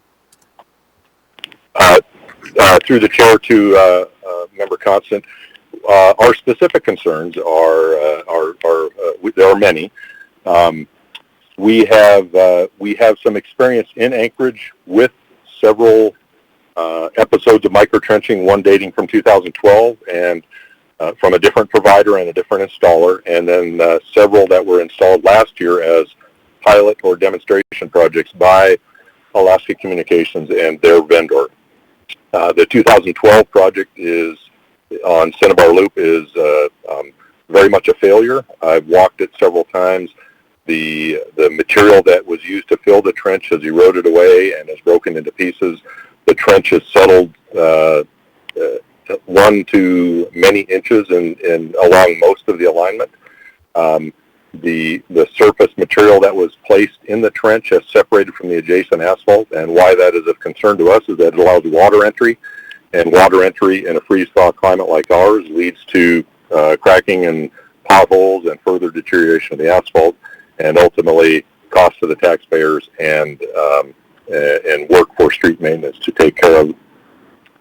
The projects that were done last summer as pilot and demonstration projects have demonstrated some problems. There was a pilot project in the parking lot of Alaska Communications. The installation, in my opinion as an engineer, was problematic in that there was undercutting of the asphalt during the installation, and that has the potential to lead for settlement and deterioration. The other pilot projects have, one of them was, we agree with ACS, it was in a poor location, and that has essentially failed. And during the repair efforts last week by Alaska Communications contractor, whom they dispatched to repair that damage, they were, it appeared they were unable to successfully repair the microtrenching installation without tearing up the microtrenching and severing the cables. And we have, I believe we've distributed pictures of that damage to the Assembly. And then what is represented as the more successful pilot project from last year was on Mackenzie Drive off of Arrow Drive. And much of that has held up relatively well over the winter. However, there are sections where the reinstatement material, the topping material, did not bind to the adjacent asphalt, and my concern there again is water infiltration is a possibility. And there's at least one section where the surfacing material, a 4 or 5 foot long section that was so loose that I was able to pick it up with my hand and move it away. So those are issues we've seen.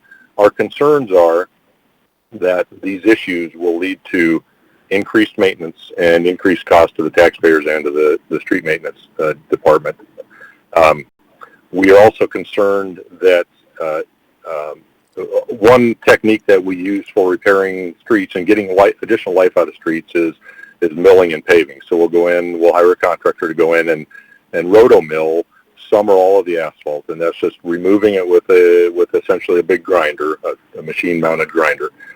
And it has been represented that technique will not damage the micro-trenching represented by Alaska Communications. However, in our discussions with Alaska Communications, they pointed me to Eagan, Minnesota as having successfully implemented micro-trenching, and I was able to speak with a city engineer there recently, and he informed me that that in a similar installation, when they went to do rotomilling on a street years after micro-trenching had been installed, it tore up the trenching and the cabling and the conduit. So they did not deem that as a success.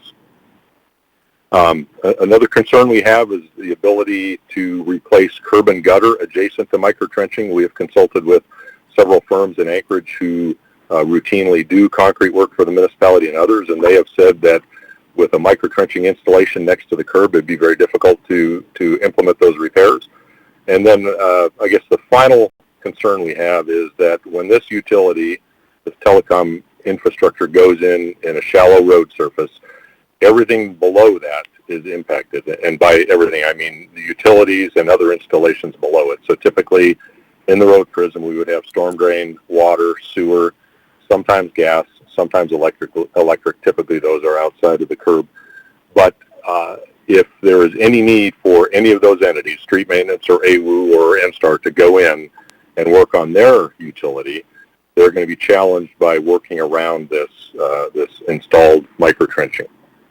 So having said all that, we certainly have concerns about it, but we have been talking with Alaska Communications for over a year now about this, and this summer our discussion has, of recent, centered around the approach of establishing an agreement, a memorandum of understanding between the municipality and Alaska Communications that would outline the roles and responsibilities of both parties, establish some standards for the municipality for Alaska Communications to install the infrastructure, and for the municipality to have oversight and discretion as to where and in what situations and how that installation is done, how it's inspected, and perhaps most importantly, how the municipality is protected in the long term with respect to some type of financial instrument, a bond, or other instrument that would protect the municipality in the long term should this installation fail. So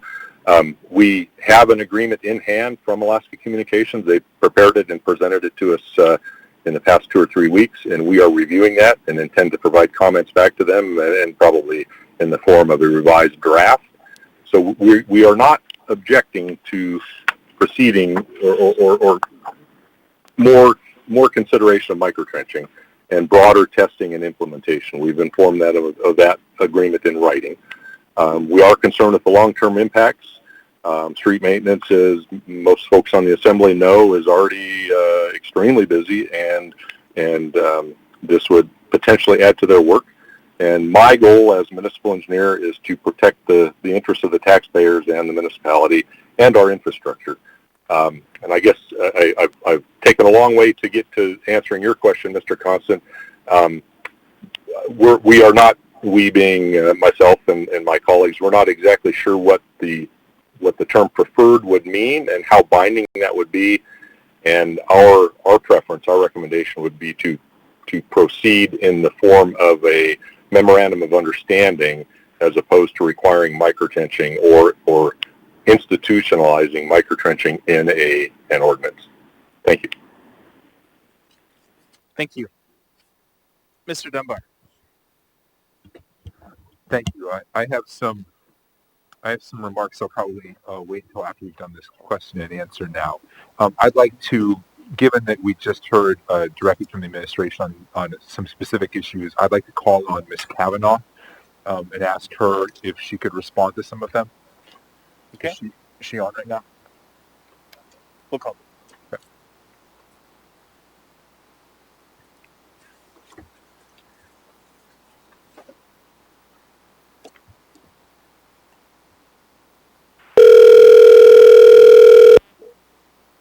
Hi, hello, this is Heather.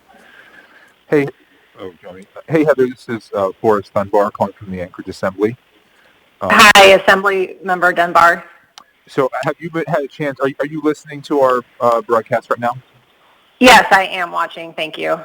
So we just heard from Mr. Colhase from Planning, Project Management and Engineering, and he had a couple of specific points I wanted to ask you about. So one was that the pilot programs that had been run, the projects rather, that had been run by ACS using microtrenching were a failure in at least, I think, 2 cases. Can you speak to those cases?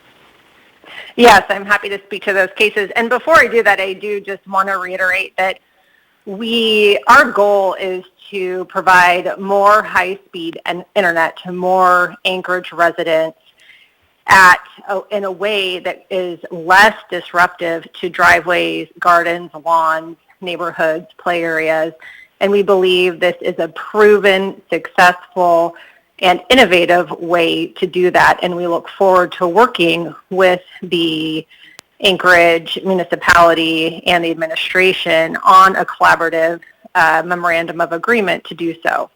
So to address Mr. Colhase's examples, we believe that the Mackenzie Drive example, along with another example that we shared with the Assembly members in the Sherwin-Williams parking lot, were both very successful examples of microtrenching in test areas that we thought would be successful. They had all the requirements, and we've shared pictures of what those tests, the pilot cases, look like last year when we did the test, and today, a year later, after a winter. There were a couple of projects that Mr. Colhase brought up. One was Cinnabar, which was done in around 2012. It was not performed by Alaska Communications, and it did not use the technology that we are proposing to use. In fact, in 2012, we had evaluated microtrenching as a potential tool, and we at that time decided it was not ready to use. We did not think that it would be successful. The technology since 2012 has come a long way, and we've spent the last year or two studying microtrenching with our engineers. We have vetted many vendors across the nation, and we have found a vendor that uses the latest technology, the latest equipment, the latest flowable fill, multiple layers of different fill in the trench, and then a final sealing product that does work well. And we also worked with the municipality on a couple of test areas where we questioned that particular area and the pavement. And all of this was in collaboration with the administration to work together to find the areas in the city where this would work and where it will not work. And our expectation is that we would work with the municipality through a very thorough permitting process and to work with them to identify the best areas where the pavement is suitable, and also to find the areas where the pavement may not be suitable and we would not use it. We just want microtrenching to be one more tool in the toolkit to deliver high-speed internet to all of Anchorage's residents. Thank you. Thank you. So, Heather, Mr. Chair, if I could ask a follow-up. Go ahead. So another specific point that was raised by the administration was that there was a city in Minnesota that they have pointed to where microtrenching is not compatible with something they do on their roads, and apparently our administration reached out to their administration, and that's what they were told. Are you familiar with that? Can you speak to that at all? Yes, thank you very much for raising that and for the question. And our understanding is that the type of trenching that was used in Eagan, Minnesota in this example was actually called nano trenching. It's a much, much shallower trench. It might be 4 to 6 inches deep, and we're proposing a trench that would be 12 to 18 inches deep. And so it's a very different case study and not what we are looking to do in Anchorage. So I don't have a complete recollection of everything that Mr. Colpe said. Is there any other thing specifically you want to address? No, I think really what we would like is the Assembly to support this ordinance, and we would be absolutely fine with a potential amendment, as I heard Assemblymember Constant say that this would be an acceptable method of trenching, and that would be absolutely okay with us. We support that. We just want this to be one more tool in the toolbox so that we can work with the municipality and get more internet to our residents. Thank you. Thank you. Thank you, Mr. Chair. I'll wait till the next round. Thank you. Ms. Zalatel.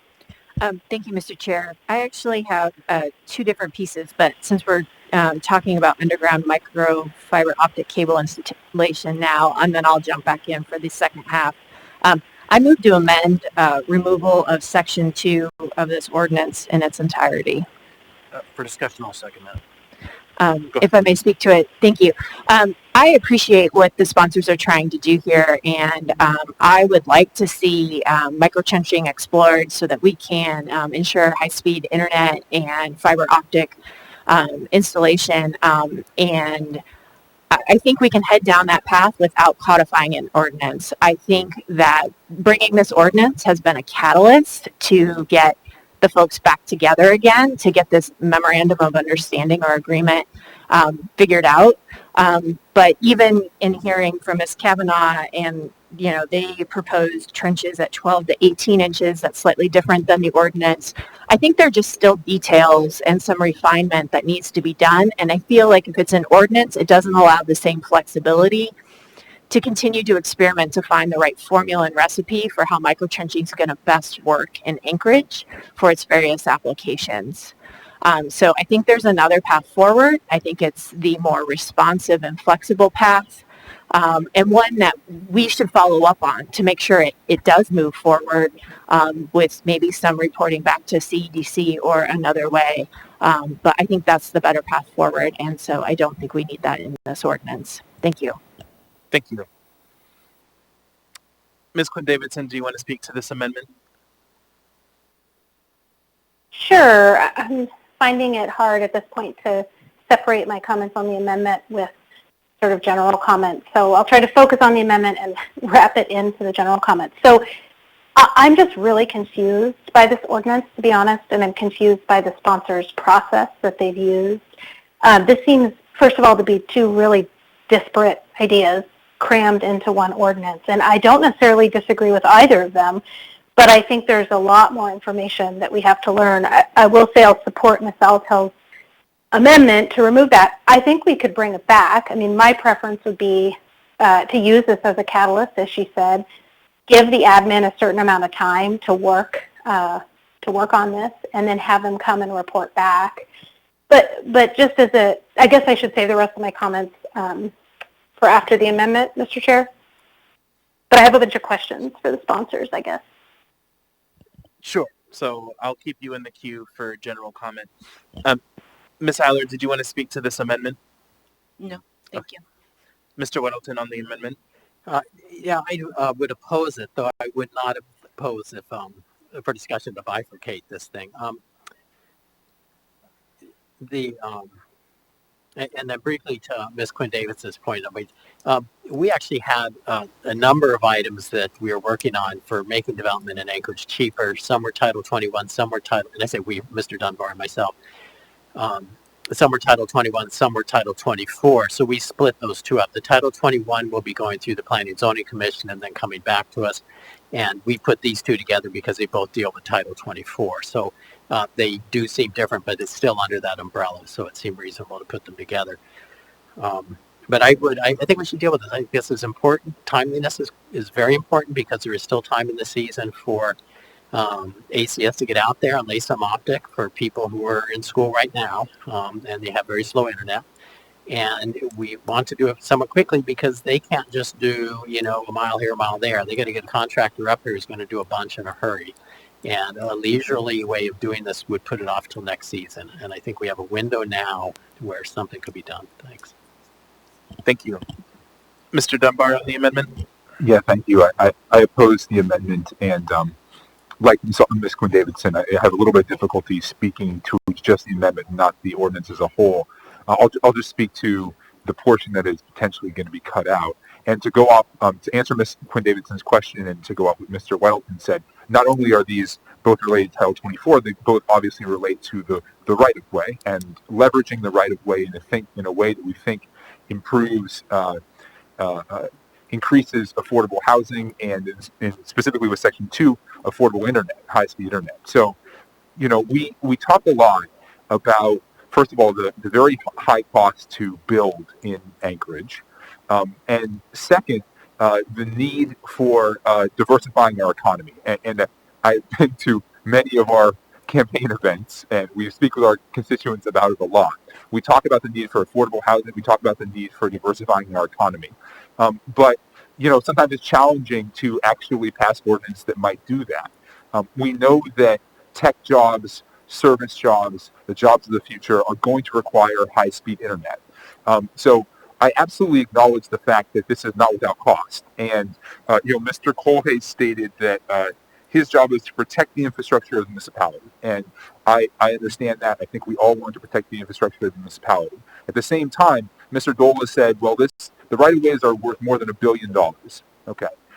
Again, we want to protect that asset, but we also want to leverage it to a certain degree to accomplish those other goals that we all have stated that we believe in: affordable housing and diversifying our economy. And a big part of that is high-speed, more affordable internet. And so again, I oppose this amendment, and I hope that we go forward with the whole ordinance and we have a chance to vote on it. And I urge my colleagues to oppose the amendment, and then we'll come back and hopefully support the ordinance. Thank you. Thank you. Ms. Olitel, did you want to speak again on the amendment?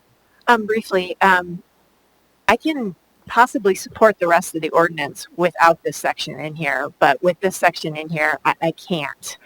My concerns are really quite high around this. It feels like we're rushing to do something with a less than stellar track record, actually less than even medium successful track record, and it needs to have the flexibility to experiment a bit, because I think that doing this in Anchorage is just, in the municipality, is just different than doing it elsewhere.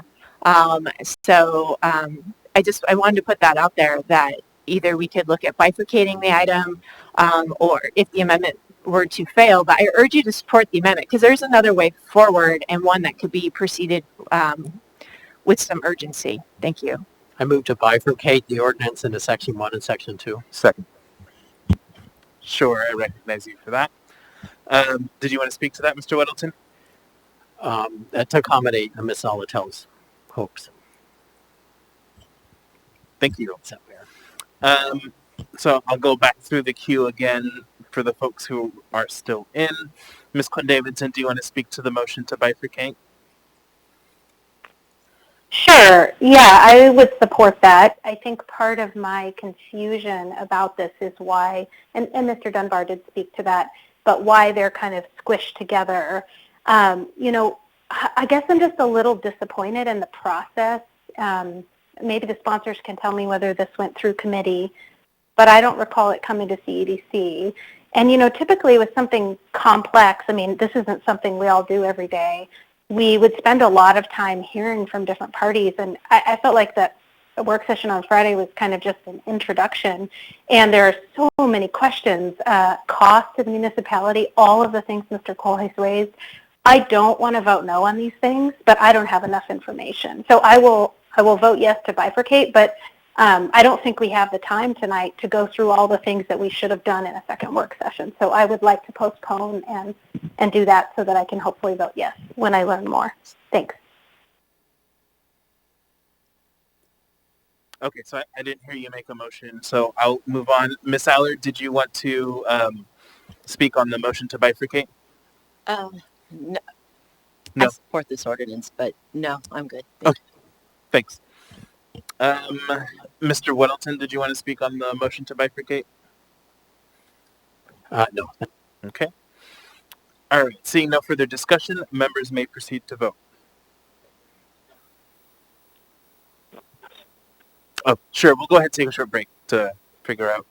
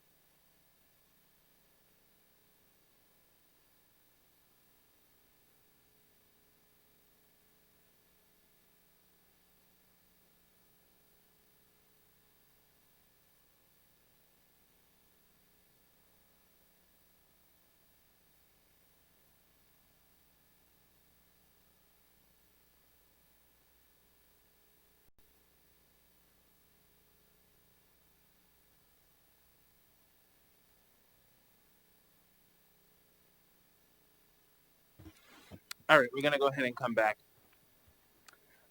So I think the easiest path forward here is to clear the deck of all of the motions so that we can have this motion to bifurcate in front of us. So I don't think, so would the mover and the seconder of the motion to bifurcate agree to withdraw, and then we'll withdraw the amendment? I understand, yes. Okay.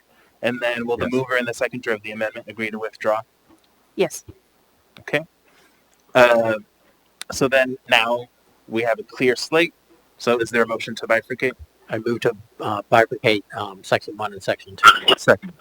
Moved and seconded. Is there any further discussion on the motion to bifurcate? Seeing none, members may proceed to vote. And to be clear, this is bifurcating section 1, section 2. So two Mr. separate. Peterson, Yes. Ms. Quinn Davidson, Yes. Ms. Kennedy, Yes. Mr. Perez Verdilla, Yes.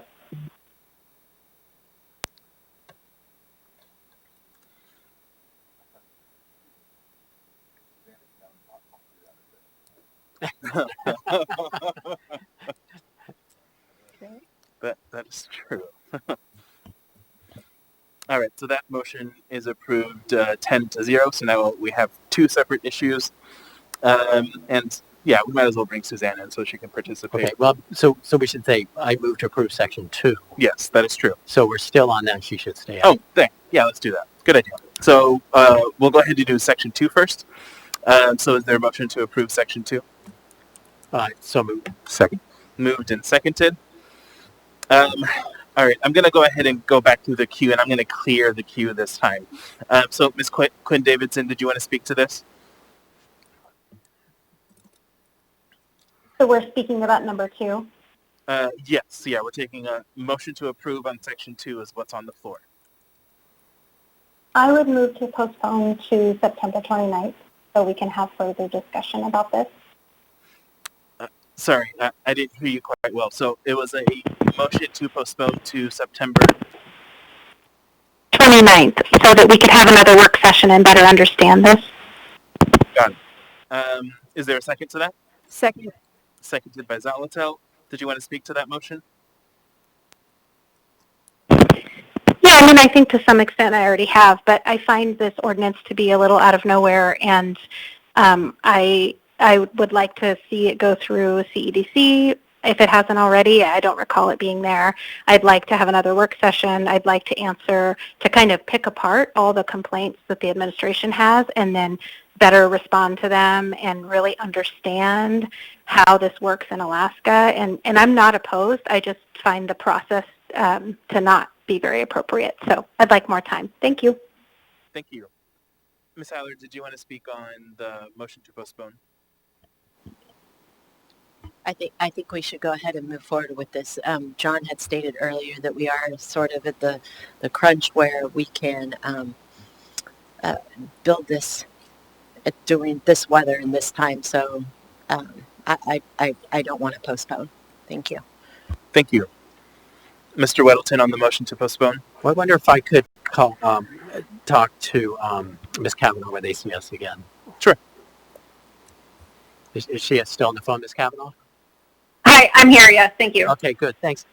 So we do have. So were we to postpone this till September 29th? What is your construction schedule for this year? Do you have time to do work this year? Fill us in.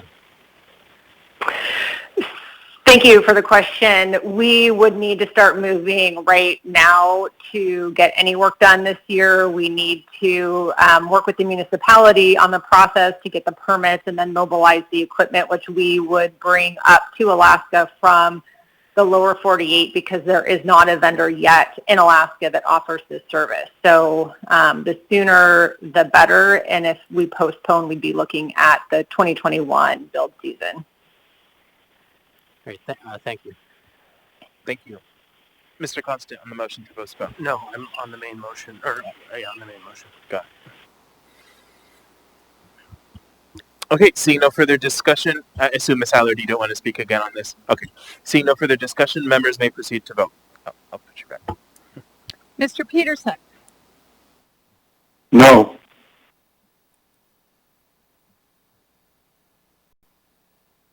Ms. Quinn Davidson.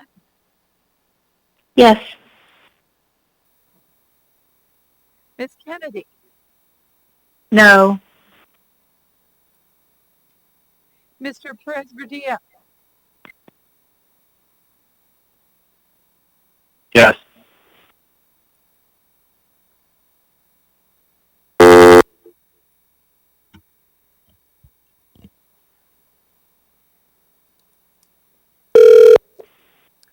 That motion fails 7-3. I'd move to amend. Sure, Mr. Davidson, go ahead. I'll recognize you. Oh, was I supposed to wait? Well, you're not in the queue. Oh, I thought I could jump in for an amendment. Sorry. No. Okay, go ahead. Mr. Chair. Go ahead, Mr. Constant. Thank you. Sorry about that. Yeah, thank you. I have to go back to the document quick. I got popped out because of this change. It's two amendments. It's line 37 and line 38 on page 2, section 2. I would delete at a depth of 10 to 16 inches, and I would delete the word the and preferred, and I would add micro trenching in the roadway is an allowable method.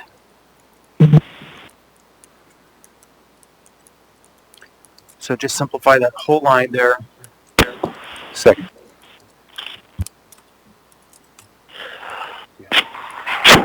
Could you repeat that one more time, Mr. Constant? Yeah, thank you. How I would have it read, whatever the deletions are, is the micro trenching in the roadway is an allowable method. Okay, moved and seconded by Mr. Dunbar. Did you want to speak to that? Yes, I believe a simplification is important. There are some questions about the depth. We've heard from the speaker from ACS about 18 inches versus 16 inches. And we've also, I certainly am not prepared to state that this is the preferred method, which clearly the evidence is not before us that it is the preferred method. And so I think that a rational plan then is to say it's allowable and then move forward from there. Thank you.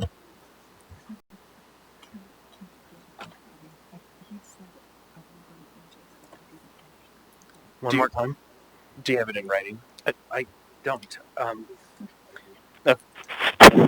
So either Forrest or Matt can get it.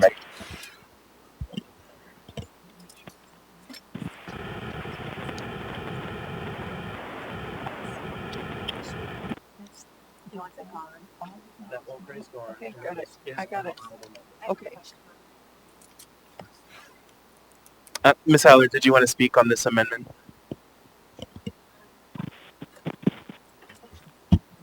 No. Okay.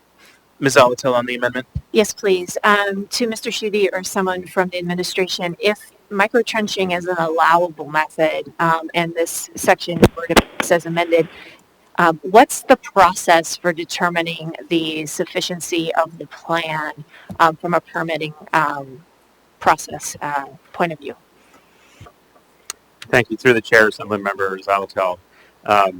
I believe the first part of your question was, is this an acceptable change? And I think the short answer is yes. This is the framework that we've been operating under for the past year that Mr. Colhayes described, where we've worked with ACS and others on investigating ways to utilize microtrenching as an acceptable method for burying subterranean utilities. So I think by and large that would be fine by us.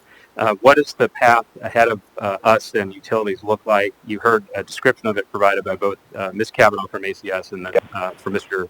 Colhayes from PM&E, and that is completing the assessment of engineering requirements to minimize the risk to the municipality and to the public right-of-way, but allowing the for-profit company to place the utilities into the right-of-way.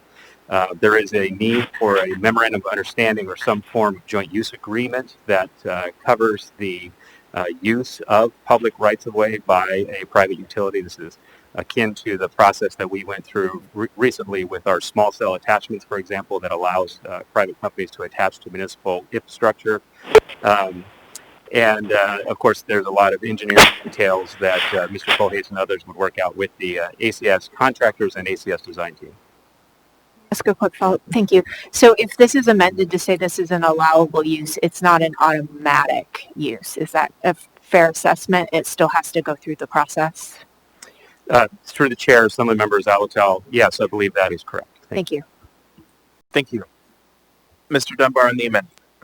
Yeah, I would just say I support the amendment. I think it's sort of addition by subtraction. I also think microtrenching is the kind of term that has enough specificity in itself that the engineers in the planning department will be able to figure out what they're doing.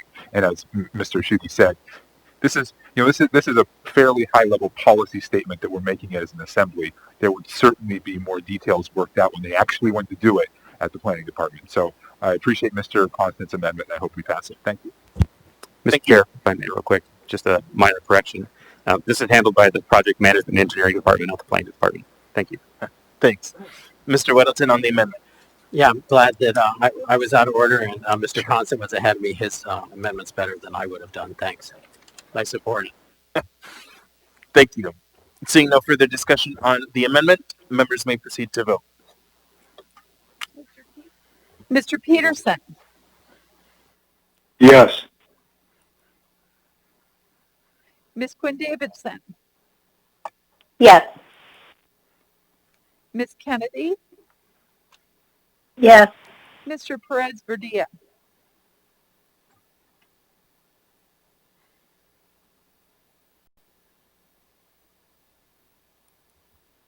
Mr. Perez Verdilla,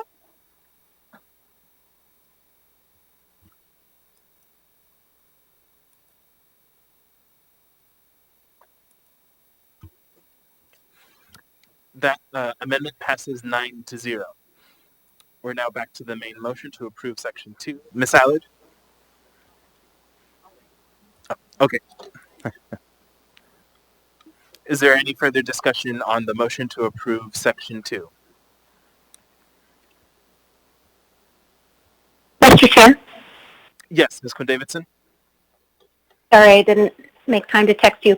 I just wanted to say thank you to Mr. Constant. I feel much more comfortable with that now, and I really do want to encourage all processes that make sense, and we want to get people broadband. So I appreciate Heather being on the phone, and I appreciate Mr. Constant making that amendment so that I could feel comfortable supporting it. Thank you. Thank you. Just going to take a short break.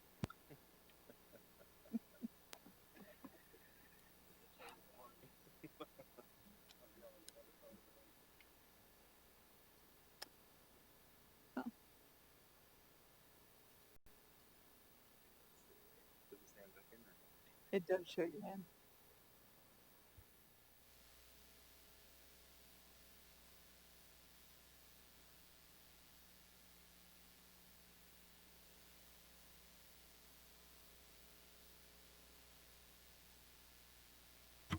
Ms. Alato? Thank you, Mr. Chair. I'm working through this. If this is simply a policy statement and does nothing more than what ACS or a fiber optic cable installer could do now, which is apply for a permit and have that assessed, then I guess I'm okay with it. I still think there's going to be some timing issues about pulling this off in 2020 regardless. If a joint use agreement has to be negotiated and there has to be a permitting process, I mean, it is nearly September. So I guess I need clarification if this is simply a policy statement or if this changes the operations of how we do business for fiber optic cable installation in the municipality. Through the chair, Assemblymember Zalatel, I'll do my best with what I can follow of your question. And are you asking, does the passage of this amended ordinance make tomorrow any different than today? And I think the short answer is yes, by stating explicitly that microtrenching is an allowable use. It is codified that is something that is an option available to individuals or companies who are looking to install utilities in public rights-of-way. So in that regard, tomorrow does look different than today.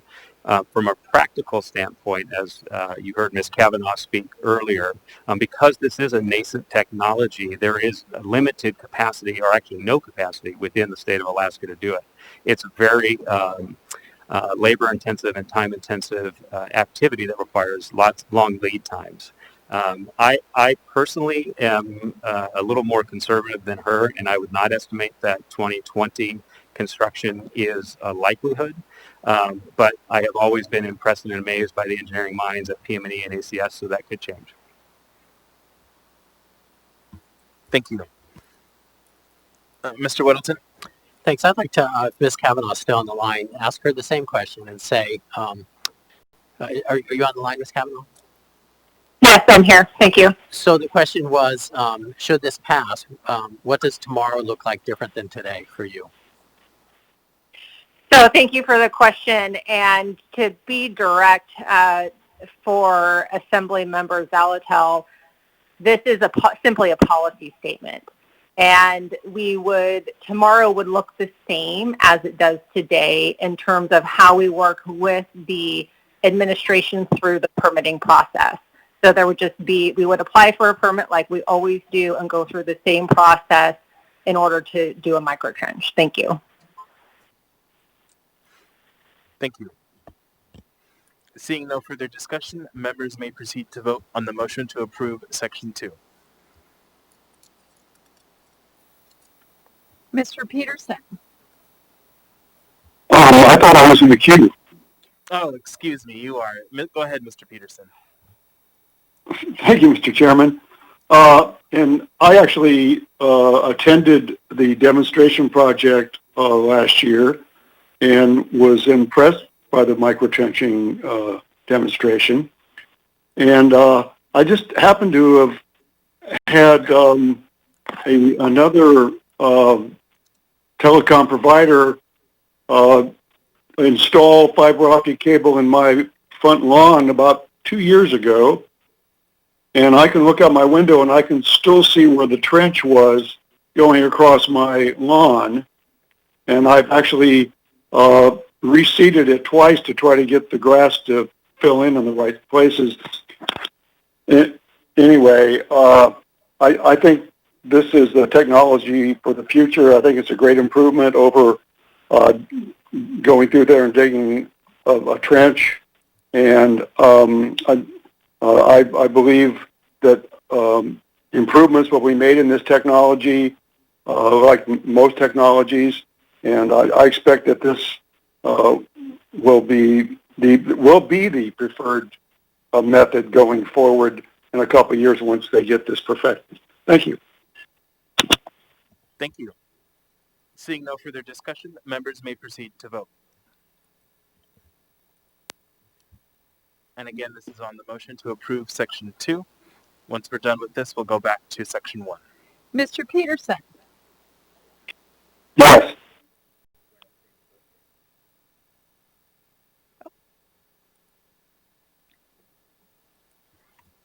Ms. Quinn Davidson?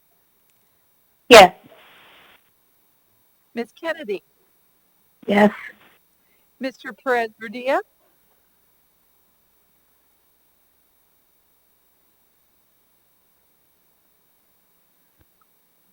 Good. Come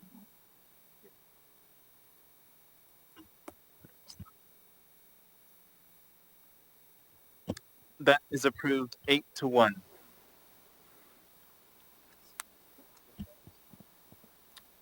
Yeah, I take a short break before we get to Section 1.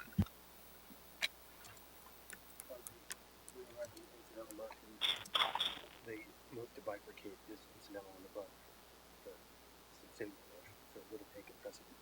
I would argue the opposite. Interesting. That it's, Show me your. so,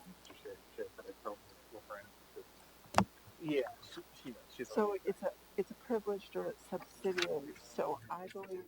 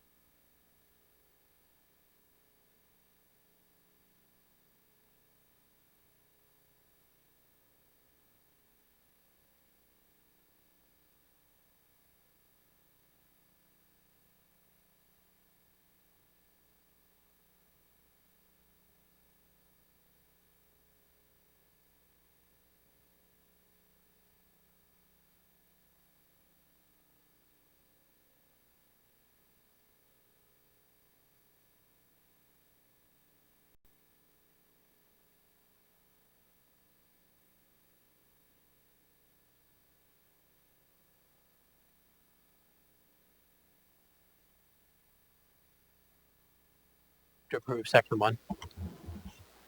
Is there a second? Second. Moved and seconded. Any discussion? Ms. Zalato? Thank you, Mr. Chair. I have some questions which may lead to an amendment. So I am concerned about stormwater compliance, and there is, this would be incidental to an open building or land use permit. So I have a few questions.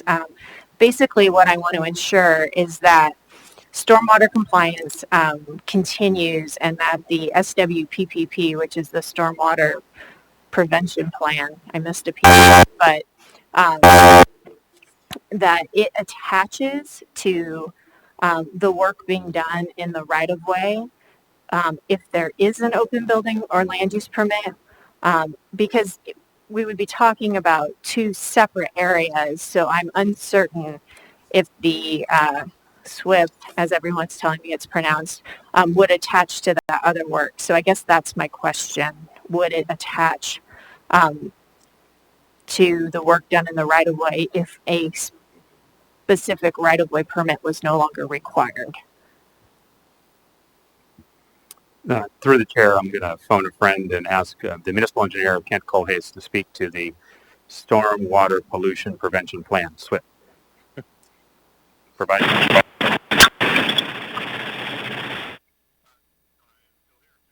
Kent Colhase again. So I just want to, I was in my vehicle, want to make sure I understand the question. If there is not a building or right-of-way permit, is a contractor or an entity still required to comply with the requirements of stormwater quality? Was that the question, Member Zalatel? Close. Under this proposed ordinance, if you did not have to have a right-of-way permit to do this work, my question is, would the SWIP attach to the work based on an existing building or land use permit that is required, because this work can only be done incidental to an open building or land use permit? Yes, I am not the expert on stormwater permitting, but my belief is, and I can get a more clear answer tomorrow if needed, but my belief is that if a permit is issued for work, for example, a building permit were issued, and the entity to whom the building permit were issued is working in the right-of-way, absent a separate right-of-way permit, but attached to the work being done at the house in this example, I believe that yes, that individual would be required to comply with the terms of a stormwater pollution permit, prevention pollution permit, if a separate SWIP were required under the terms of the building permit. Through the chair, if I may, I'm going to add a little bit of color to what Kent was describing. So the building permit really only exists to the structure on private property, and the area in question is public right-of-way. And so at that point, that juncture between public and private land, there is a responsibility that falls to the municipality.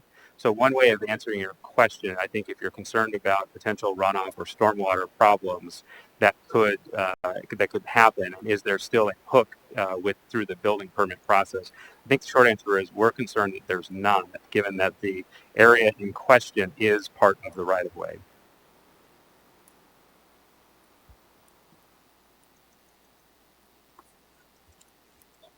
Okay, thank you. Any further discussion? Okay. All right, we'll go ahead and take a quick break if there's no further discussion on Section 1.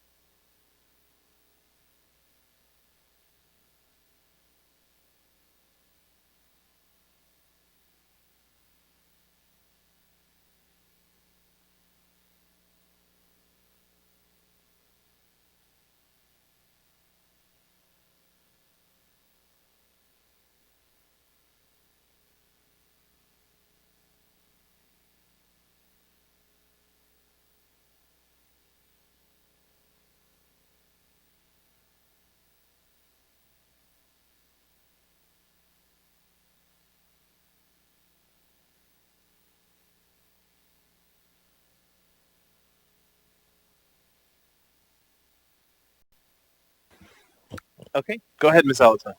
I move to amend line 23, section C, number 3, to read after permit, comma, including extension of the underlying building or land use permits, SWIP, to the right-of-way, period.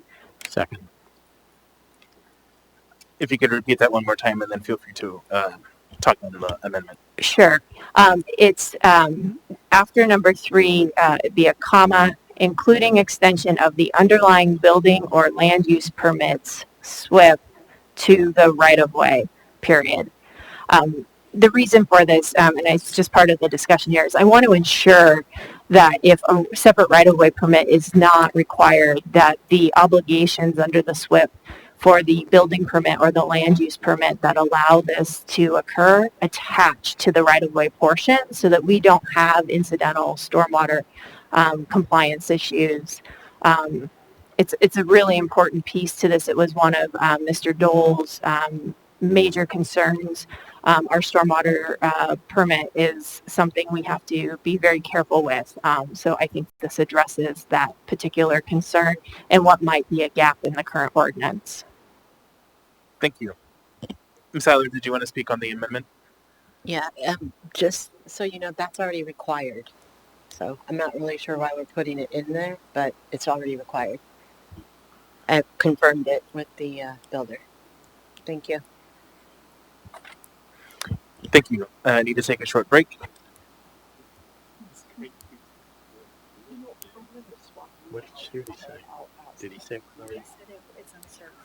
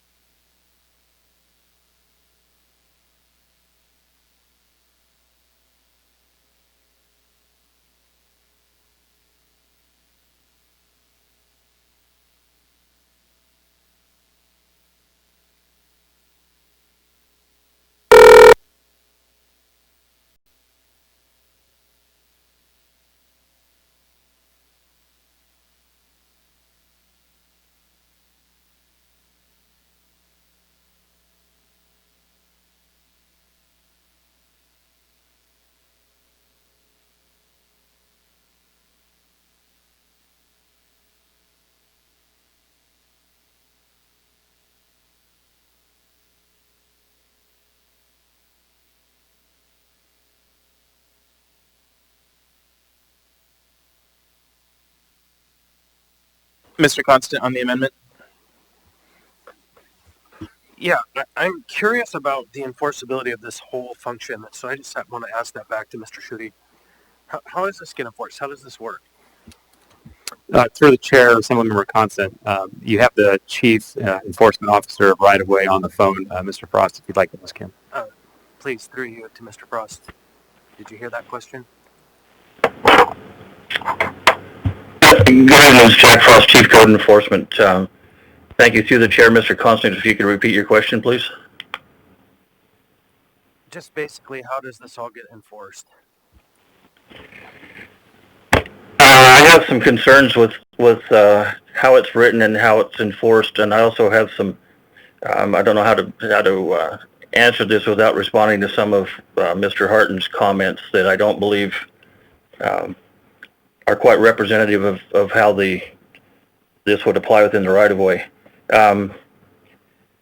If I could just briefly go through we talked about no man's land. There is no man's land. It's all municipal right-of-way from the property line on one side of the dedication all the way to the other side, and many times 40 to 60 feet. The municipality is liable for all of that property. And what we do through the right-of-way permitting process for any use in the right-of-way, which includes driveways, is that we are issuing a permit and responsibility to the person that's using that, or in this case, constructing driveways. And through that permit process, they are responsible to ensure that it's constructed correctly and safely and doesn't adversely impact any infrastructure.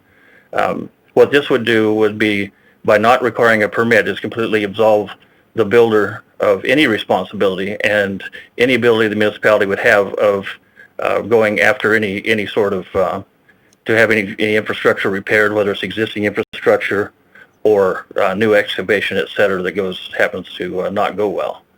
So the municipality would end up picking up every bit of that cost and responsibility, and the builder would have none. And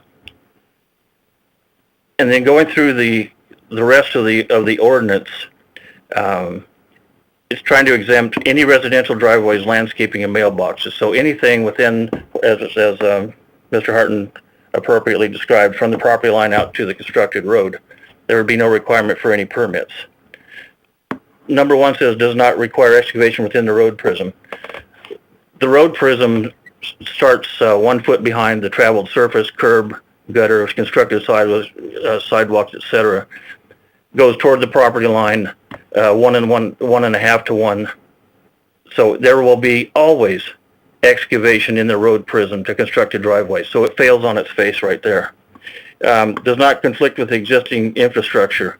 And it looks like we tried to capture curb cuts only as an example, but infrastructure is also for drainage. It is a swale, it's a culvert, it's a ditch, it's anything. So we're always going to fail on that as well. So these will always conflict with infrastructure. And then number 3, I'm not sure what that means. To me, it looks like it's a catch-all of incidental to an open building or land use permit, which would appear to be exempting everything, except how it's written.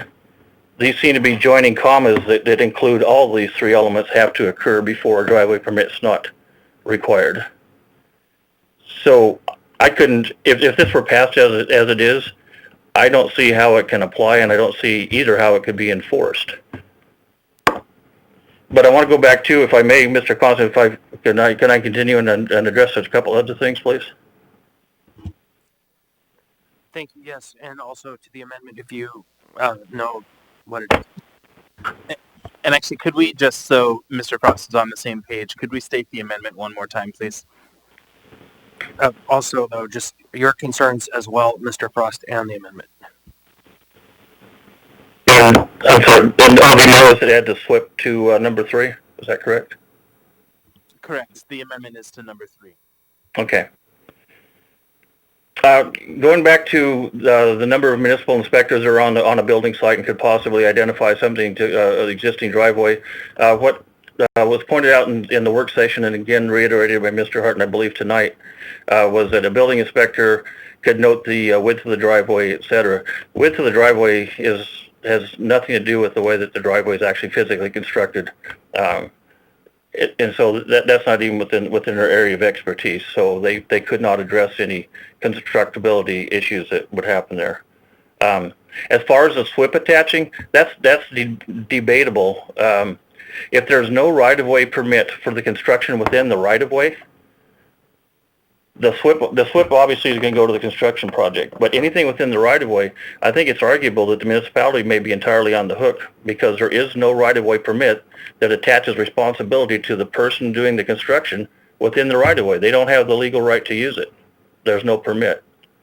And where that requirement, I heard also that the right-of-way permits were never required previously.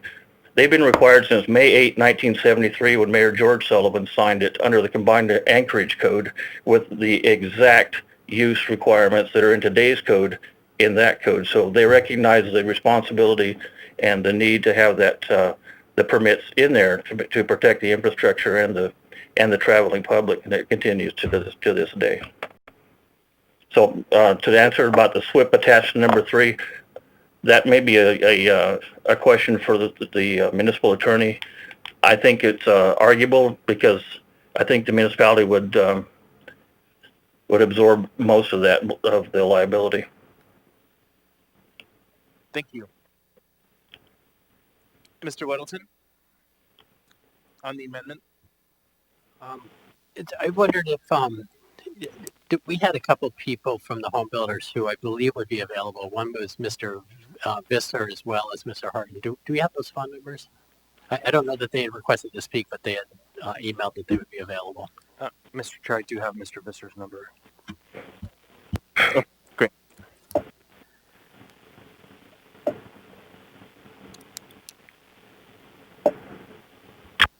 Chair. Oh, never mind. Oh, wait. Okay. Yeah, you're next, Miss Allard. I think we're just calling someone, and Mr. Reynolds. Is that fair enough? I mean, perhaps you could go to Miss Allard. Where he's going to be on the line. Okay. Yeah, hello, this is Eric. Go ahead, Mr. Reynolds. Mr. Visser, this is John Weddleton, Anchorage Assembly. Are you watching our deliberation right now? I am, yes. Okay, good. So we have a couple questions, and I want you to hang on after answering this in case there's more. But we are considering an amendment to the ordinance. It's C3, if you have it in front of you, that would read, is incidental to an open building or land use permit, including extension of the underlying SWEP to the right-of-way. Is that something that actually can happen? From my perspective, the original, because we have to submit a SWIP plan with every new construction building permit, right? So it has the best management practices included in that. And from my understanding, the actual lot line continues within the municipal right-of-way, and which would also include the right-of-way, and the SWIP would also be included in that, right? So it takes up our whole work area.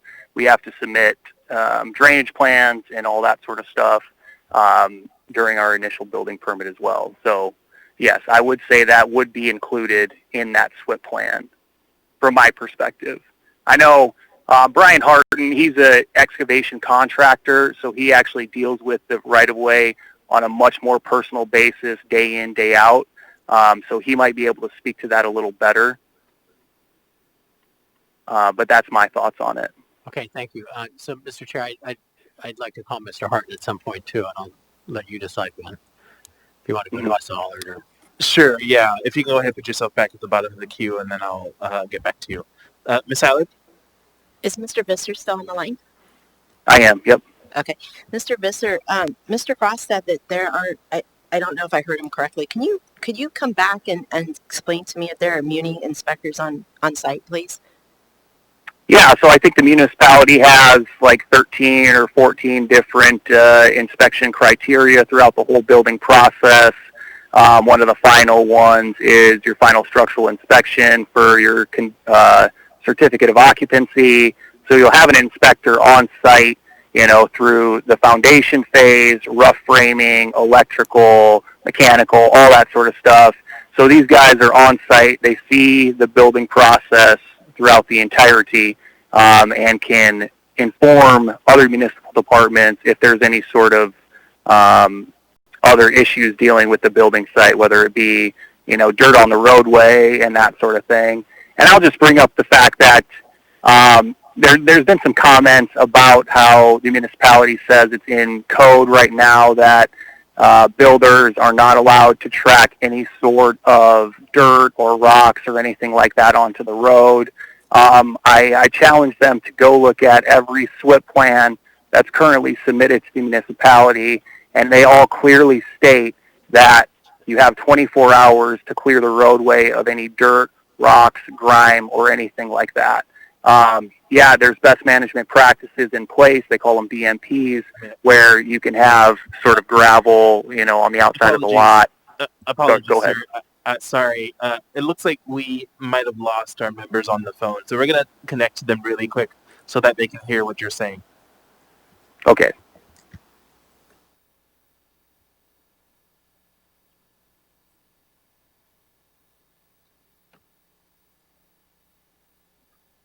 Okay, are the members on the phone? Are you back?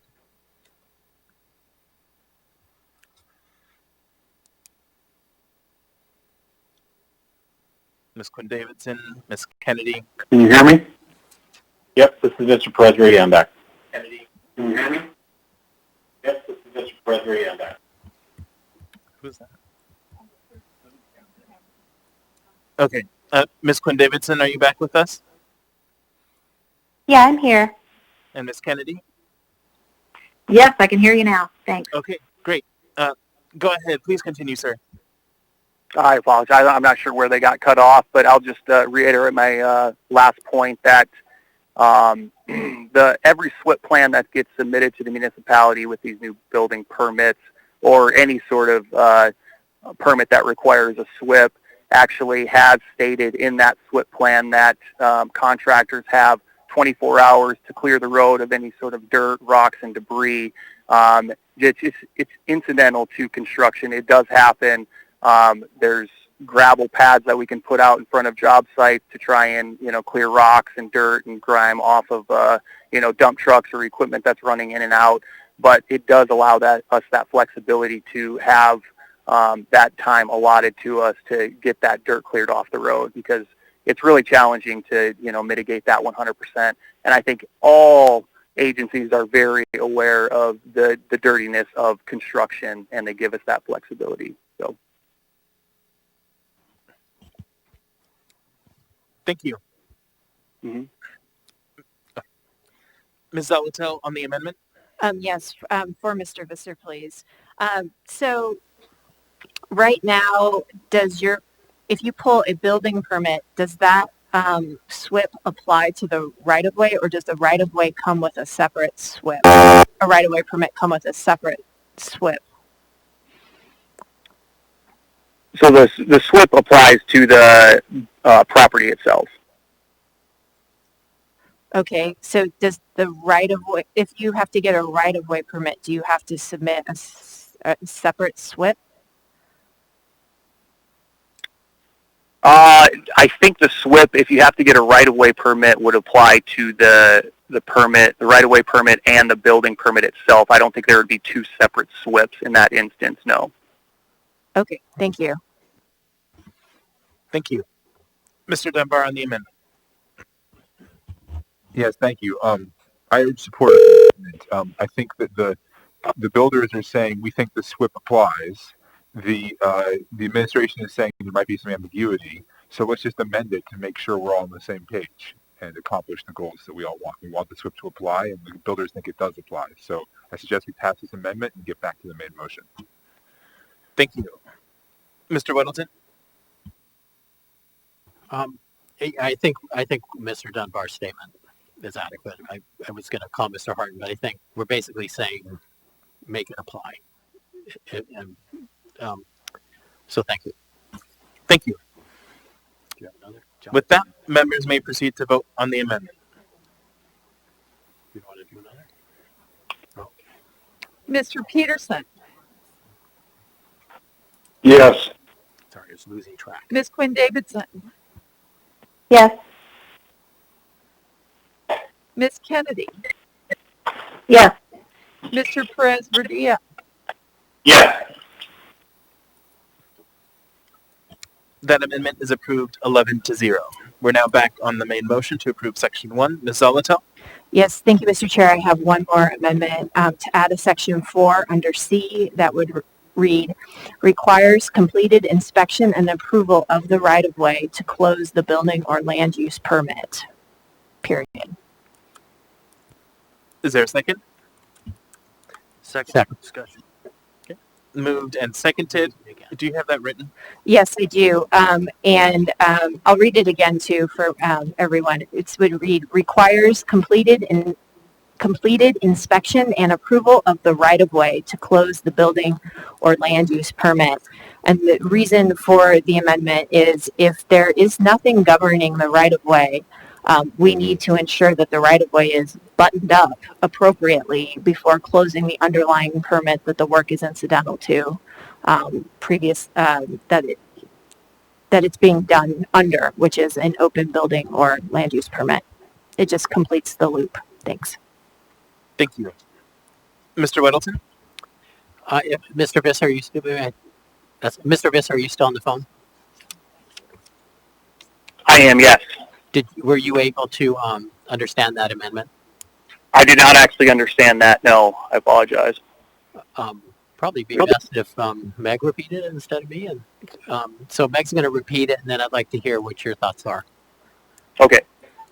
It would add a number 4 under the requirements for exception for certain work, and it would read, requires completed inspection and approval of the right-of-way to close the building or land use permit, period.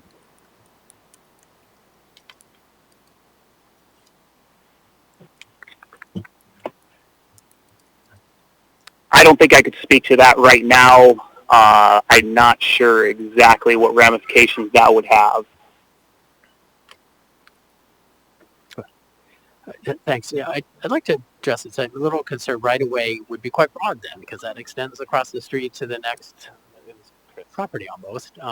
So if we just say right away, so Mr. Schutte or Colhase or Frost, is this understandable? Or when we say approval of the right of way, should we say approval of the right of way impacted or the right of way in no man's land? Yeah, so through the chair, Assemblymember Weddleton, sorry to cut you off.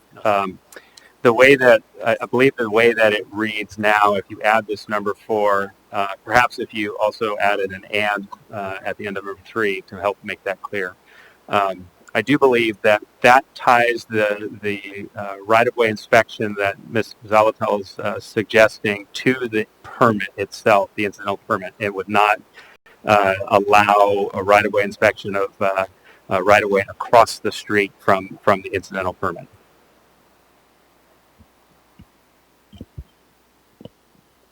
Thank you.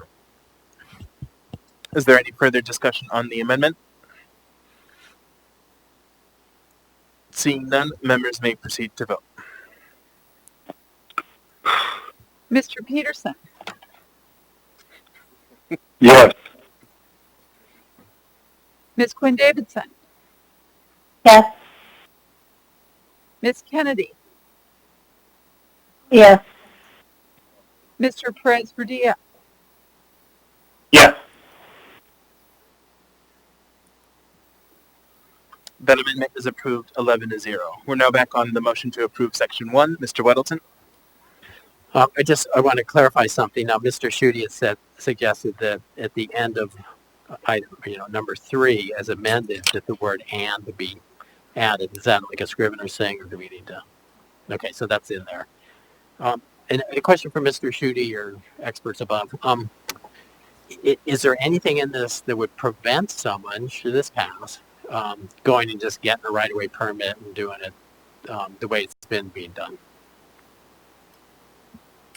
Through the chair, Assemblymember Weddleton, let me think about that for 1 second. So would it prevent anyone from following the process as it exists today? Is that essentially a restatement of your question? Okay.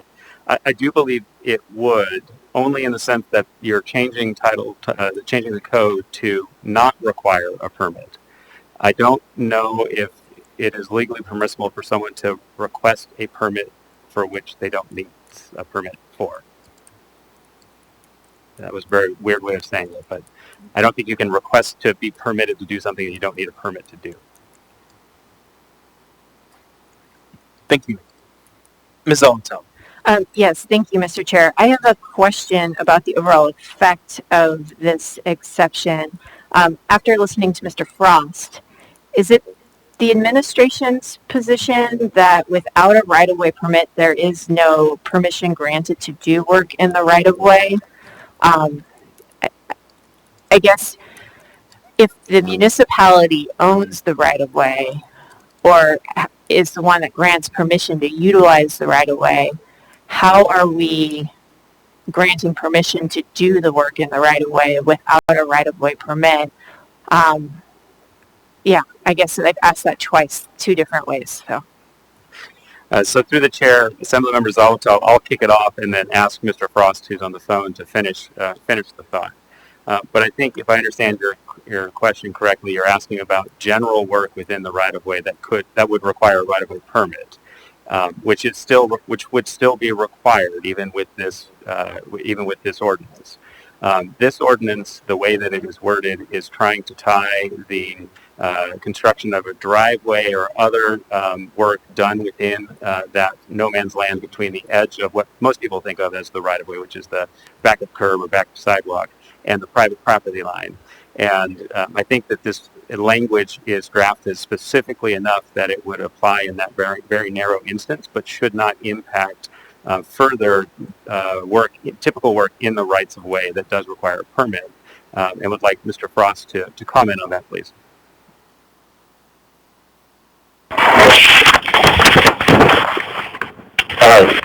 Thank you. Through the chair, I concur with what Mr. Schutte has just said.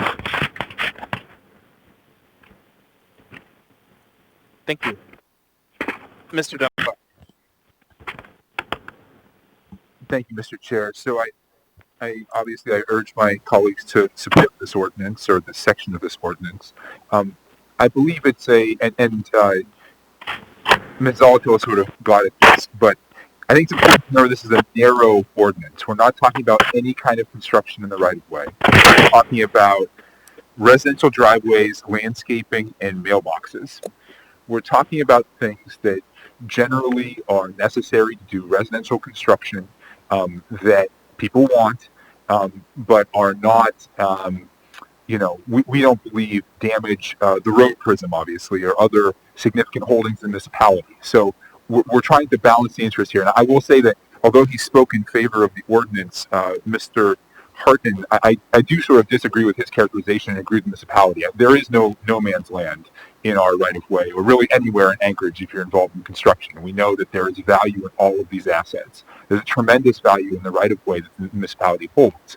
And so we're trying to balance protecting that with the obvious need to do affordable construction for affordable housing here in Anchorage.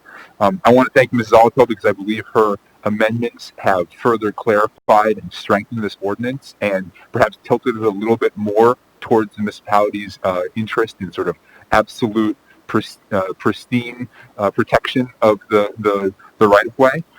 But I still think that it is worthwhile to pass because I do think it will make a very small change, but allow us to do a little bit more affordable construction, residential construction in Anchorage. Thank you. Thank you. Mr. Weddleton. Thanks. Yeah, I appreciate Mr. Dunbar said a lot there. And again, I thank Ms. Zalatil too. The fresh eyes really did improve this, and it's been very helpful. And again, every house has a driveway. So this is not something that's going to be unusual. They've been looking for problems, and they will continue to look for problems and opportunities and so on. So I urge support for this. Thank you. Thank you. Ms. Quinn Davidson. Thank you, Mr. Chair. Yeah, I wanted to say thank you to Ms. Zalatil. As you know, and I voiced earlier, I'm pretty surprised that this ordinance was brought forward without more work, and I think Ms. Zalatil saved it. So I just want to thank her for her work, and I'll be able to support it. Thank you. Thank you. Seeing no further discussion, members may proceed to vote on the motion to approve Section 1. Mr. Peterson. Yes. Ms. Quinn Davidson. Yes. Ms. Kennedy. Yes. Mr. Perez-Verdia. Yes. Sorry, can you clarify Crystal's, because I didn't know what she said. Ms. Kennedy, could you clarify your vote, please? Yes. Thank you. That is approved 11-0. With that, we're going to take a 20-minute break and come back to item 14D.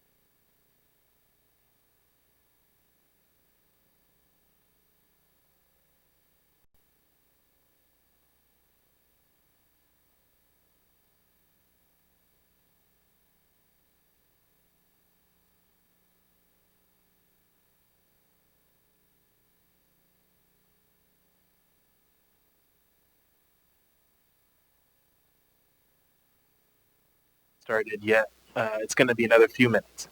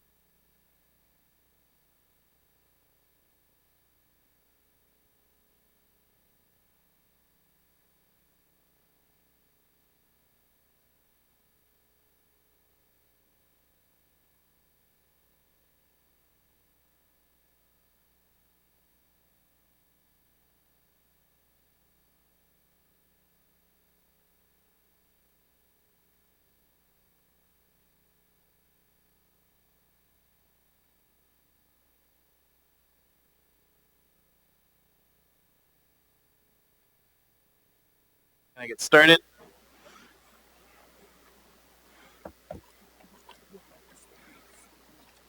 So the clerk advises me that we do need to do one last vote on item 14C.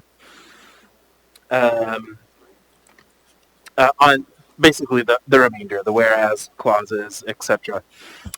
So because of that, Ms. LaFrance, I am going to ask you to excuse yourself. That's right.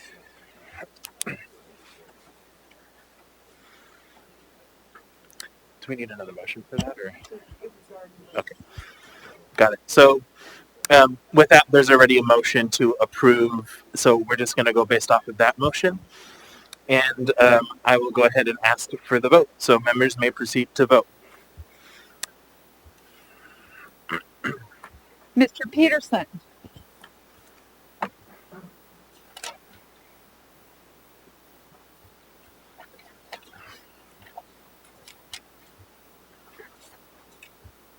Mr. Peterson?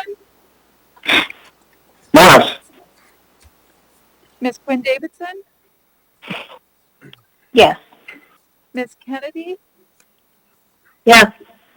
Mr. Perez Verdilla?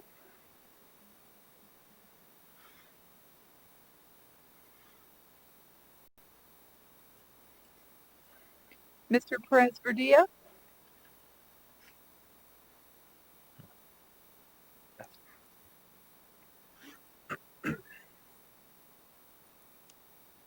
That item is approved 9-0. And Ms. LaFrance, you can come back in. All right, so before we get to 14D, just a reminder, it is the intent of the sponsors to continue the public hearing on this item to the meeting of September 15th in order to allow a work session in which we will have further discussions with industry representatives. With that, we now have before us item 14D, ordinance number AO 2020-84, an ordinance of the Anchorage Assembly providing protection for hotel workers' employment by amending Anchorage Municipal Code with a new chapter requiring large hotel employers to offer rehire to employees laid off in relation to the COVID-19 pandemic and retain eligible workers for a period of time after a change in ownership or control, and thereafter consider offering them continued employment. Go ahead, go through the list for public testimony. First, we have Tammy Griffin.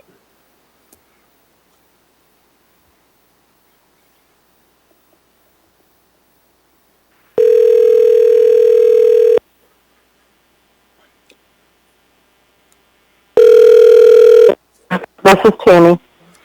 Hi, Ms. Griffin. This is Felix Rivera. You're here with the Anchorage Assembly. We are on public testimony for AO 2020-84. You have 3 minutes. Welcome. Thank you. My name is Tammy Griffin. I am the general manager at the Staybridge Suites, which is a 154-room midtown hotel here in Anchorage. I'm a lifelong Alaskan, and I have worked both in union and non-union hotels. Union hotel for 17 years and non-union company for 19 years, which managed 8 hotels between 79 and 165 rooms. So I have a unique perspective on how this business operates in our city. I have also been a board member of Alaska Hotel Lodging Association for many years, and I am Forrest Dunbar's East Side, and I'm actually quite disappointed that he is a co-sponsor of this ordinance, Ordinance AO 2020-84, Right of Recall Workers Retention. I believe the city... Am I still on? Yes, you are. Okay, thank you. Sorry, I heard a ringing in my ear.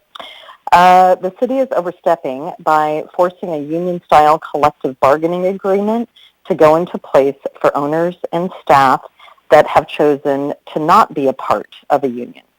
This not only lowers the value of property to sell by forcing the retention rules for new owners.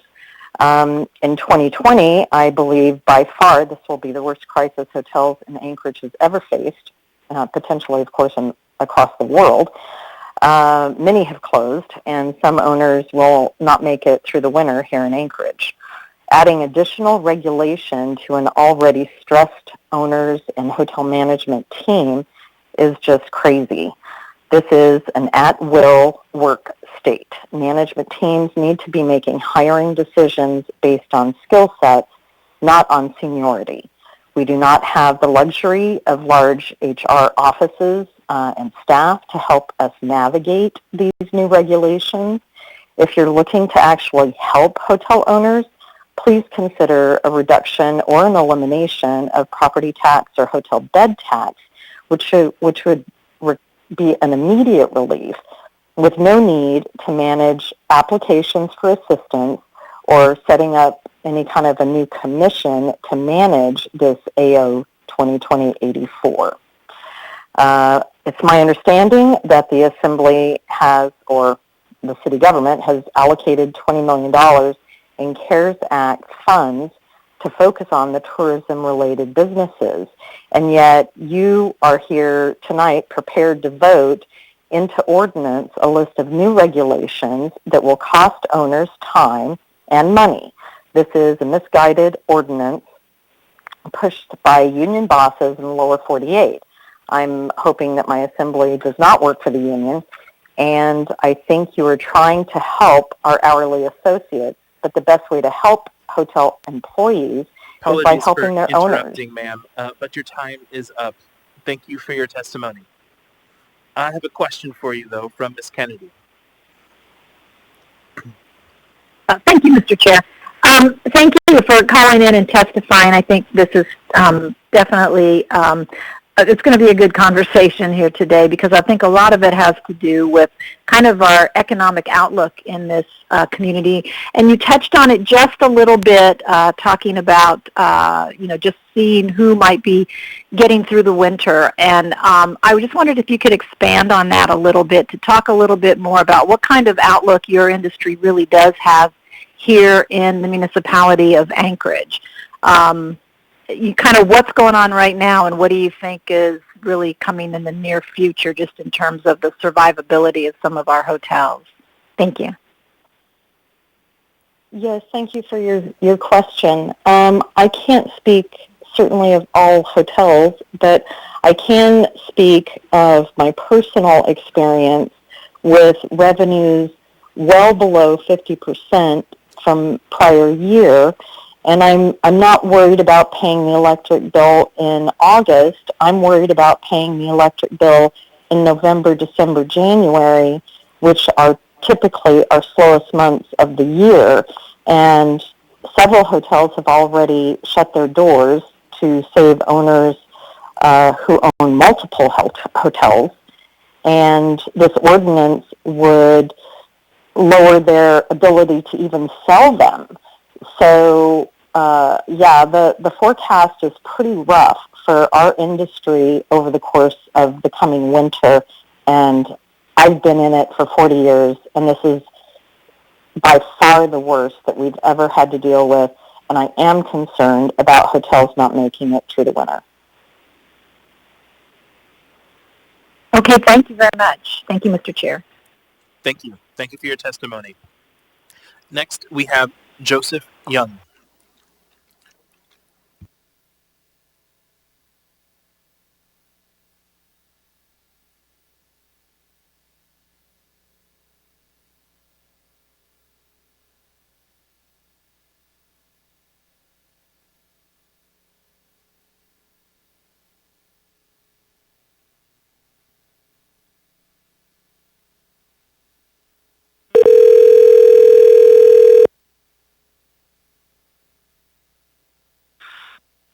Hello. Hi, Mr. Young. This is Felix Rivera. You're here with the Anchorage Assembly. We are on public testimony for AO 2020-84. You have 3 minutes. Welcome. Thank you. I'd like to tell you I'm going to be as eloquent as Tammy Griffin was at stating the position, but I probably won't be. However, I'll maybe touch on a couple of points that she didn't hit. But first of all, my family owns the Hilton, the Marriott, the Hilton Garden Inn, the Hampton Inn, and the Homewood Suites up there. I built the Marriott up there more than 20 years ago. I was up there. I found the site. I built the hotel. This is the first time since I got planning permission for that hotel that I've had to be involved with the city council up there on an issue. I'm a little disappointed that this has even been brought up. As Ms. Griffin mentioned, you're kind of being taken advantage of by these union bosses from the lower 48 who want to put in front of you a ordinance that applies only to non-union hotels. The only people it won't apply to is the union hotels. So you got to ask yourself, why would the union bosses want to put in front of you an ordinance that doesn't apply to their people? And the truth is, because it's unreasonable. I have employed people up there for more than 20 years. Our employees are our partners in this business. We have a ton of respect for them. In the last couple of years, just our Anchorage employees only, we've given more than $200,000 in length of service bonuses.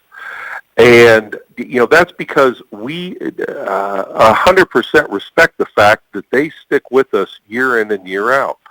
But in bringing those employees back, length of service can't be the only issue that you consider. I mean, you have, shift availability. You have day of the week availability. Some people only want to work weekends because they have another job. You have the expertise. A fine dining cook, a breakfast cook, and a banquet cook are all cooks, but they have very different skill sets. You have people who are part-time versus full-time. This ordinance, the way it's written, and maybe it's even purposely poorly written, to create litigation when we bring employees back. It's hard for me to believe that Mr. Moore, who wrote this ordinance for you and for the union, but I guess for the union first, then they presented it to you, can so poorly craft an ordinance if it's not on purpose. I mean, the whole idea behind this is to wreak havoc on the non-union hotels. I'm getting some feedback now. Yeah, sir. That feedback is your timer. So your time is up, but I do have a question for you. Ms. Allard? Shoot. Thank you, Yep. Chair. I have actually two. Mr. Young, this is Ms. Allard. I have a couple of questions for you. You did mention a couple of reasons, but maybe you could elaborate on how this would adversely affect the hotel industry and yours too.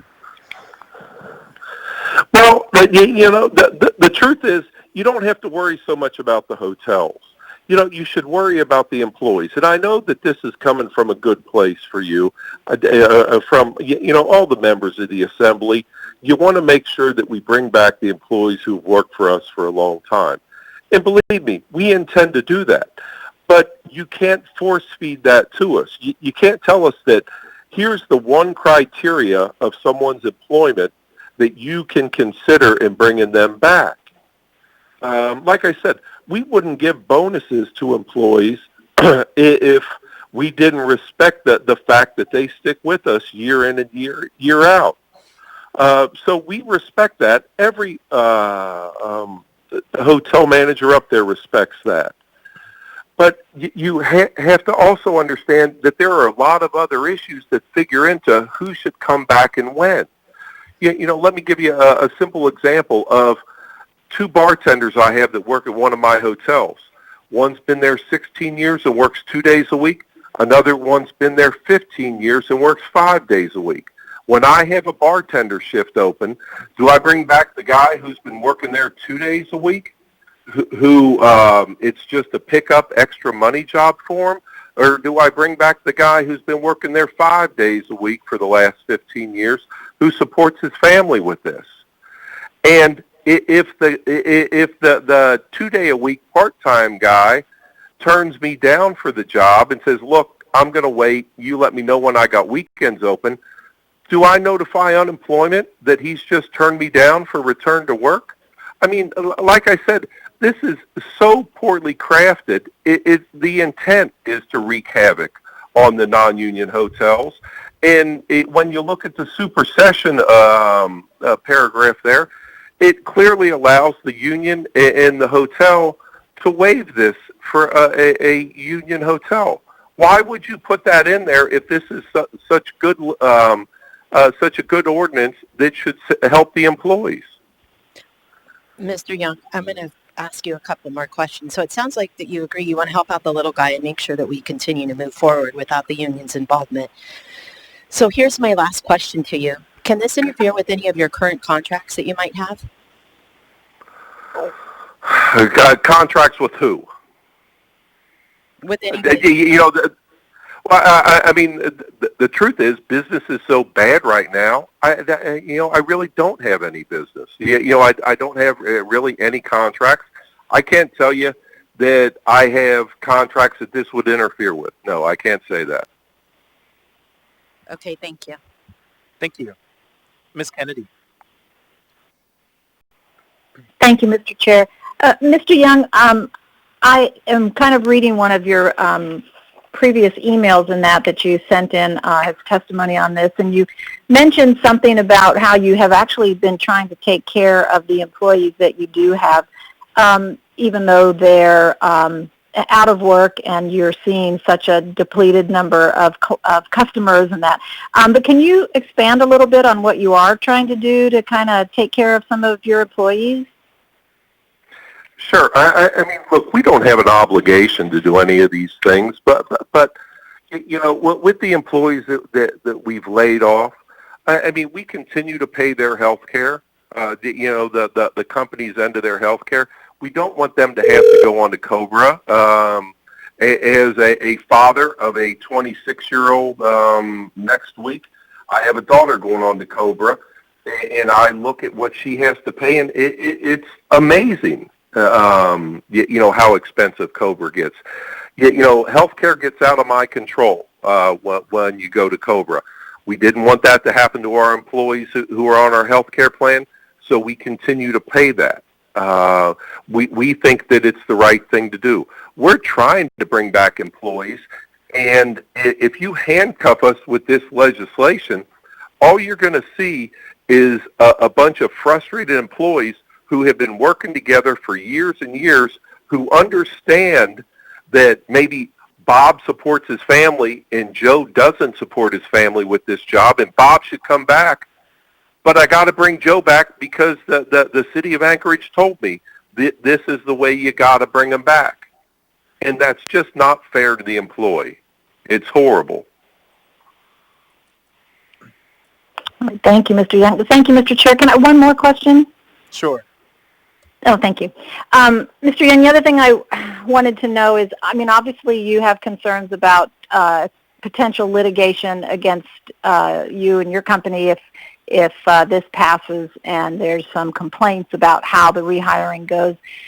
Do you think the city, the municipality of Anchorage would be at risk of other lawsuits brought against the municipality in terms of how this may operate?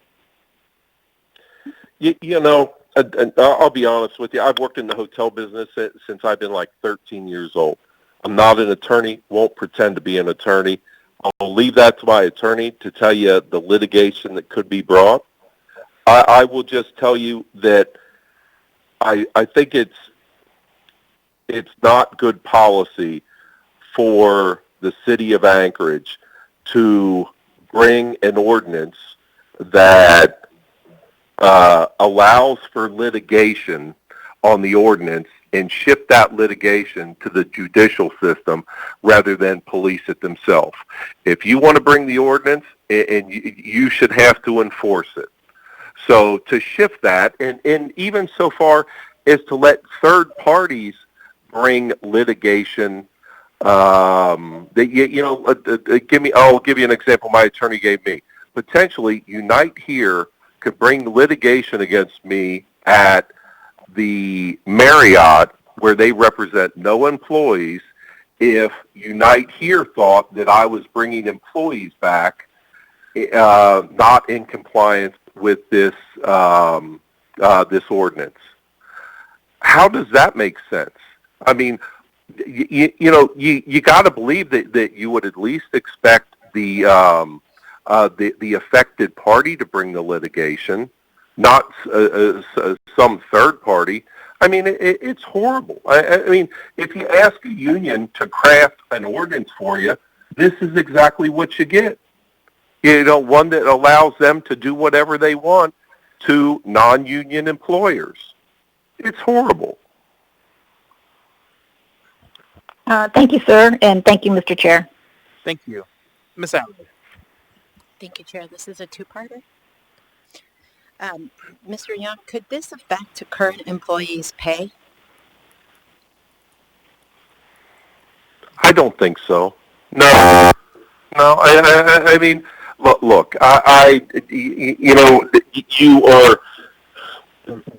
With the employee retention aspect of this, which I know has been kind of sold to you, I've been told it's sold to you, it's just a little bit more the WARN Act. But it's not. Again, terribly crafted by somebody who doesn't know how hotels trade. how a contract for purchasing or selling a hotel works. But I just want to clarify that to everybody that when we bought the 3 limited service hotels there, the Hampton, the Homewood, and the Hilton Garden Inn, we hired every employee that worked for the previous employer at the rate they were making. We gave them their original hire date with their previous employer as the benchmark for the benefits that they were due. And we like I said, we hired every one of them. If I could go a little further, while we're talking about the issue of employee retention, I did watch the workshop that you had, and I saw that Marvin Jones made a comment regarding this deluge of hotels that are going to be traded, and that he can see the public debt, the CMBS debt that's available on those hotels. And he's right, he can see it. We all subscribe to the same thing. It's called the TREP report. What he said was there were 3 hotels in default, 3 in imminent default, and 3 that were current. The truth is, and 1 in foreclosure. The truth is, there is 1 in foreclosure up there. It was close to foreclosure before COVID, and COVID pushed it over the edge. You have 4 hotels that are current up there, of which 2 of my 5 are current. The other 3 don't have CMBS debt, so they're not in this discussion. But the other 4 hotels that are either in default or imminent default, as Marvin described that, are, you have to understand how CMBS debt works, in that a hotel, when it has CMBS debt, can only renegotiate its debt once it goes from the primary servicer to the secondary servicer. To go to the secondary servicer, you have to be in default. So, very much so, those 4 that are... You're going to immediately take a shower? Right. Is somebody saying something to me? Sorry, if there's any other individuals on the line, please mute yourself. Please continue, sir. Yeah. So, as it relates to the CMBS debt, before you can renegotiate your debt with the lender, you have to be in default. That puts it into the special servicer. The special servicer can give you certain considerations that the primary servicer can't. 25% of hotels are of hotels with CMBS debt in the United States are in discussions with special servicers right now, trying to get some type of forbearance, some type of break on their current loans. They're going to get them. There's absolutely no reason why the CMBS lenders wouldn't give those to them. So this kind of, I heard Assembly Member Dunbar use the straw man comment the other night. This straw man that's been put forth to you, that all these hotels are going to be in foreclosure and are going to be traded, and there's going to be a whole slew of new owners. That's just not true. That's a straw man. Those 4 that are in current discussions with their lenders, they're going to work something out with those lenders. That's how CMBS debt works. So again, you've been given this situation that doesn't really exist as a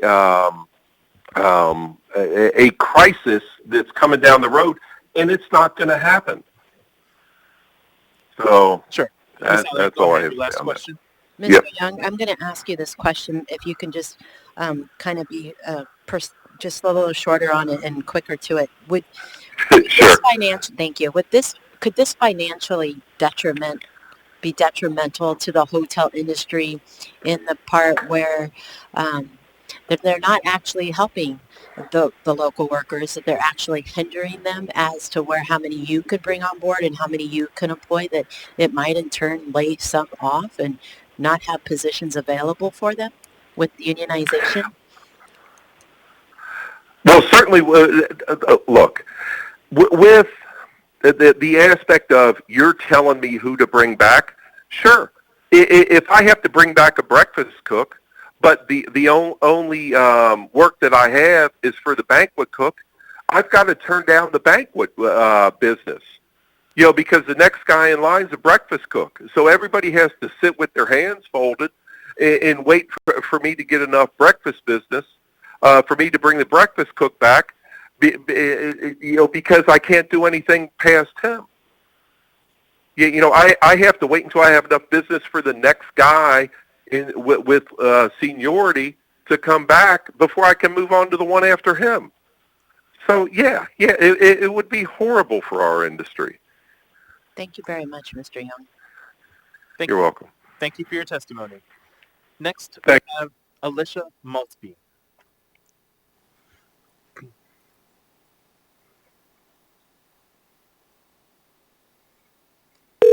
Remember,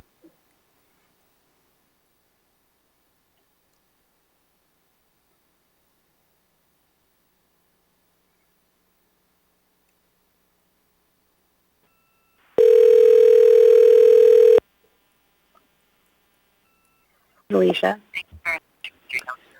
Hi, Ms. Maltby. This is Felix Rivera. You are here with the Anchorage Assembly.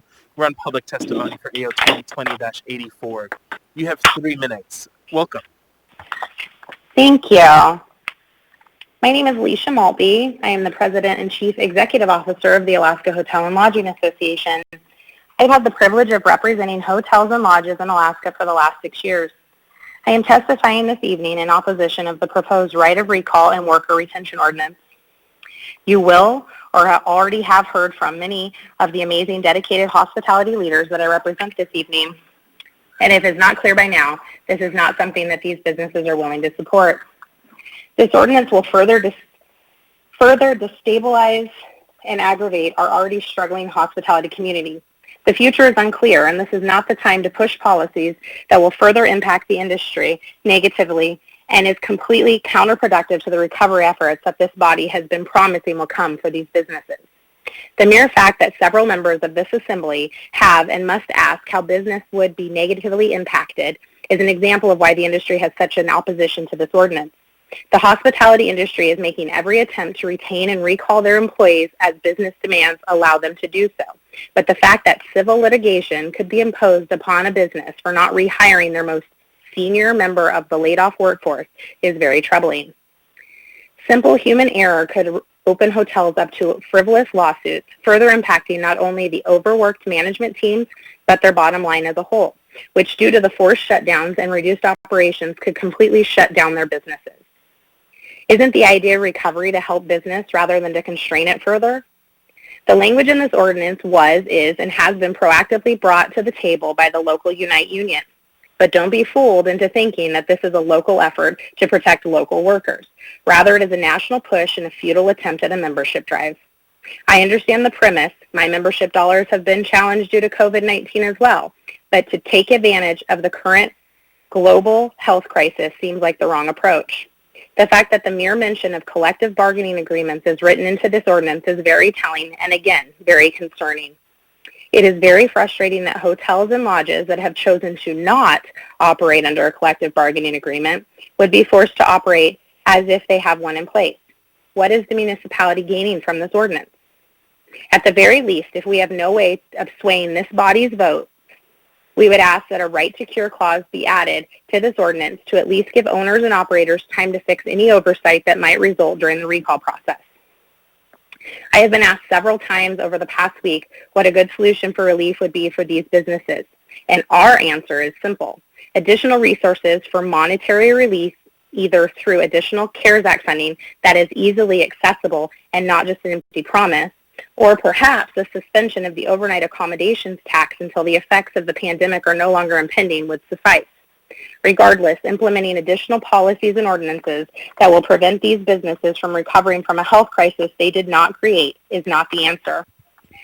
These businesses have already implemented many new protocols and procedures under the current pandemic. Interrupting, ma'am, but your time is up.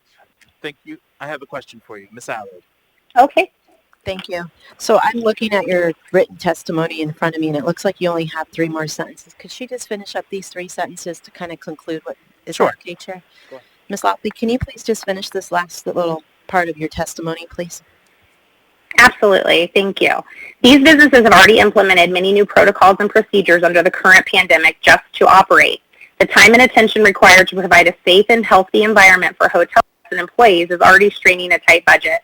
The timing of this ordinance will further exhaust already strained resources and is extremely concerning during an already unprecedented time in our community, our industry, and in our world. I urge you to reconsider the consequences this ordinance will have on hotel businesses in Anchorage, and please do not make an uninformed decision that could negatively impact the sector of the industry for years to come. Thank you. Thank you, ma'am. I appreciate it. Thank you. Thank you for your testimony. Next, we have Brandon Donnelly.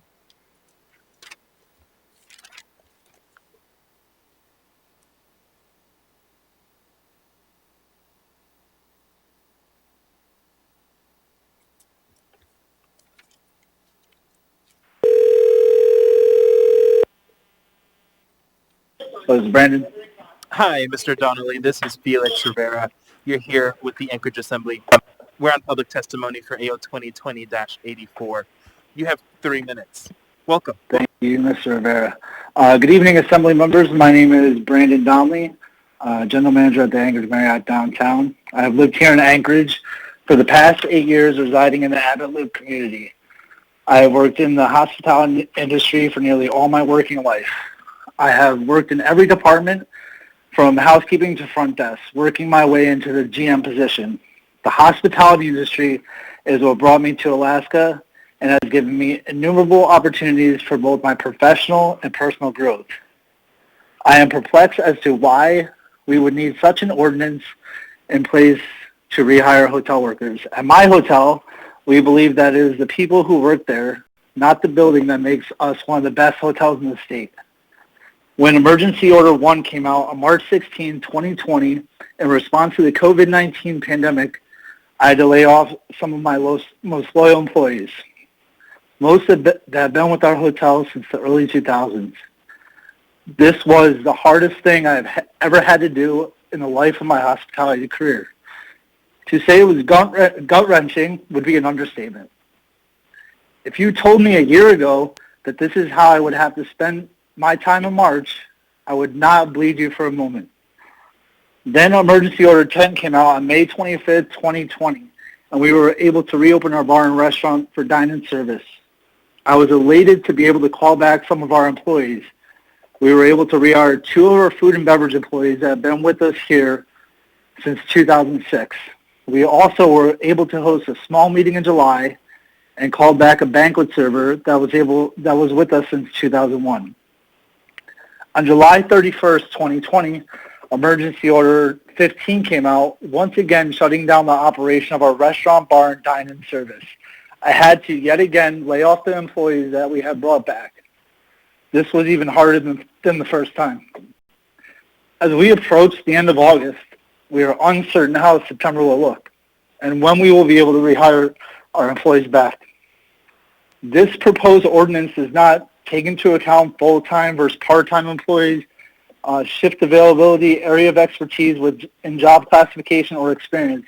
This is just not practical and unfair to our employees.